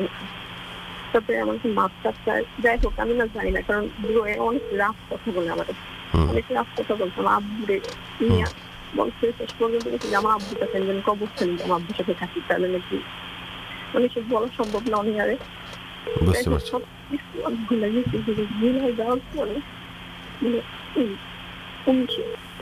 একদিন আমার ফ্রেন্ডে বলতেছে আমি বিয়ে করছি, কিন্তু ঠিক আছে হয়েছে বিয়ে করছেন, আমারও বিয়ে, তো তুই তো বিয়ে করতে পারবি না, তোর বিয়ে হয়েছে না দেখি। তো অনেক কিছু বলার পরে বলতেছে যে তুই কি মনে করছো সবকিছু বিয়ের কোন একটা ছেলেটাকে কিন্তু শিক্ষা দিয়ে থাকতে পারবি না। তো অনেক কিছু বলার পর বলতেছে মানে আর বসে কি করে সব বলে, এগুলো বলার পর আমি নিজের এখানে না সামলাতে পারি না। তবে দুদিন চিন্তা করে আর বউ আমার সাথে মানে কথা বলতে, তারপরে আমার চিন্তা বকা দিতে আসছে। বকা দেওয়ার পর আমি বলছি যে আমি তো শুরু করছিলাম তো আপনি আমাকে বিয়ার পরে তো মানে এই জিনিসটা হয়েছে, আমি তো শুরু দিয়েছিলাম।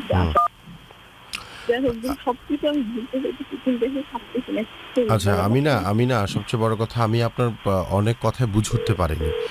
আমি আসলে বুঝে উঠতে পারছি না। আমার মনে হয় যে আপনার নাম্বারটি তো আমাদের কাছে আছে, আমি আলাদাভাবে আপনার সাথে কথা বলবো, কারণ আমি অনেক কিছুই বুঝে উঠতে পারছি না আপনি কি বলছেন। কিছু কিছু শব্দ বুঝতে পেরেছি আর কিছু কিছু শব্দ বুঝে উঠতে পারিনি। যেহেতু বুঝে উঠতে পারিনি, আমি আপনাকে আন্দাজে কোনো সাজেশন দিতে চাই না, কোনো কথা বলতে চাই না, কারণ আমি ঘটনাটা বুঝে উঠতে পারিনি এখন পর্যন্ত।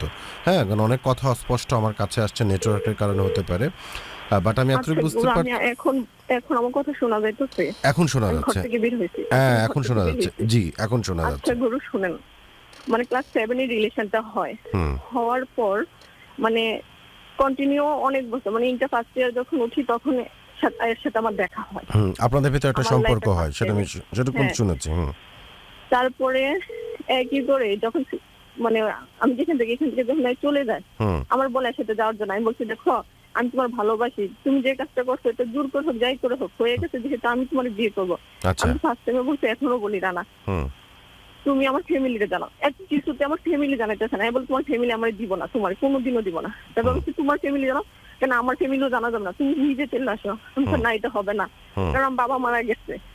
তারপরে চলে যাওয়ার পরে পুরো আমার সাথে কোনো কথা রাখে নাই, অন্য মেয়েদের ফোন দিয়েছে দিয়ে বলতেছে ওই মেয়ের সাথে রিলেশন। আমি আর পায়ে ধরছি, অনেক কিছু করছি, ওই মেয়েটারও পাও ধরছি ফোনের মধ্যে, মেয়েটা শুনে নাই।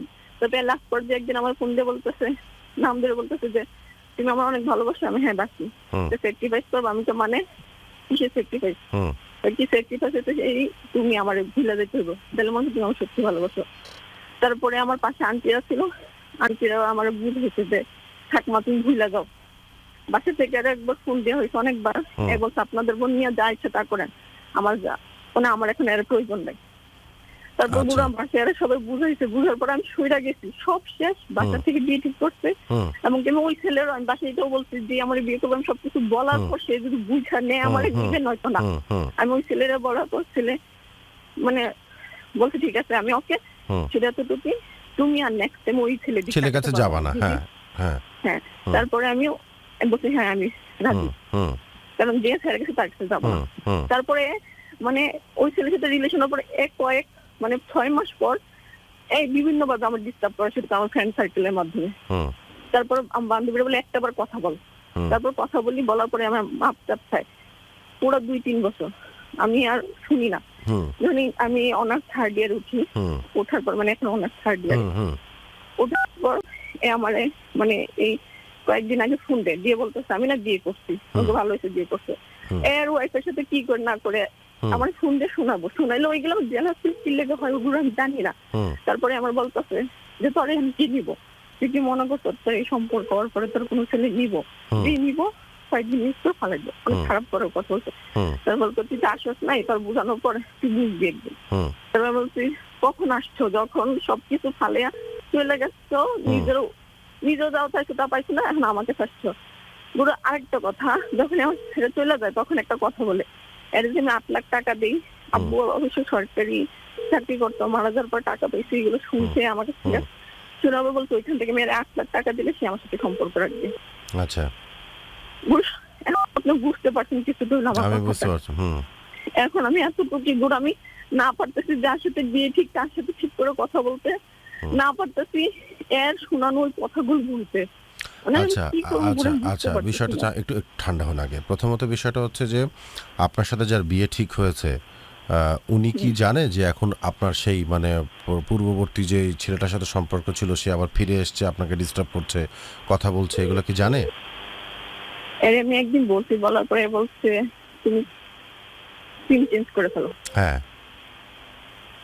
আমি আপনাকে সেটাই বলতাম, আমি আপনাকে সেটাই এখন বলতাম যে আপনি সিম কেন চেঞ্জ করছেন না, ফেসবুক কেন লক করছেন না, মানে যেখানে যেখানে আপনাকে না ফেসবুকে যত আইডি আমার মানে আমি সোশ্যাল যত কিছু চালাই সবকিছু আমার হাজবেন্ডের কাছে, মানে হবু হাজবেন্ড, উনি সবকিছু লক করে ব্লক করে রাখছে। তাহলে আপনি সিম চেঞ্জ করেন, সিম চেঞ্জ করো তুমি।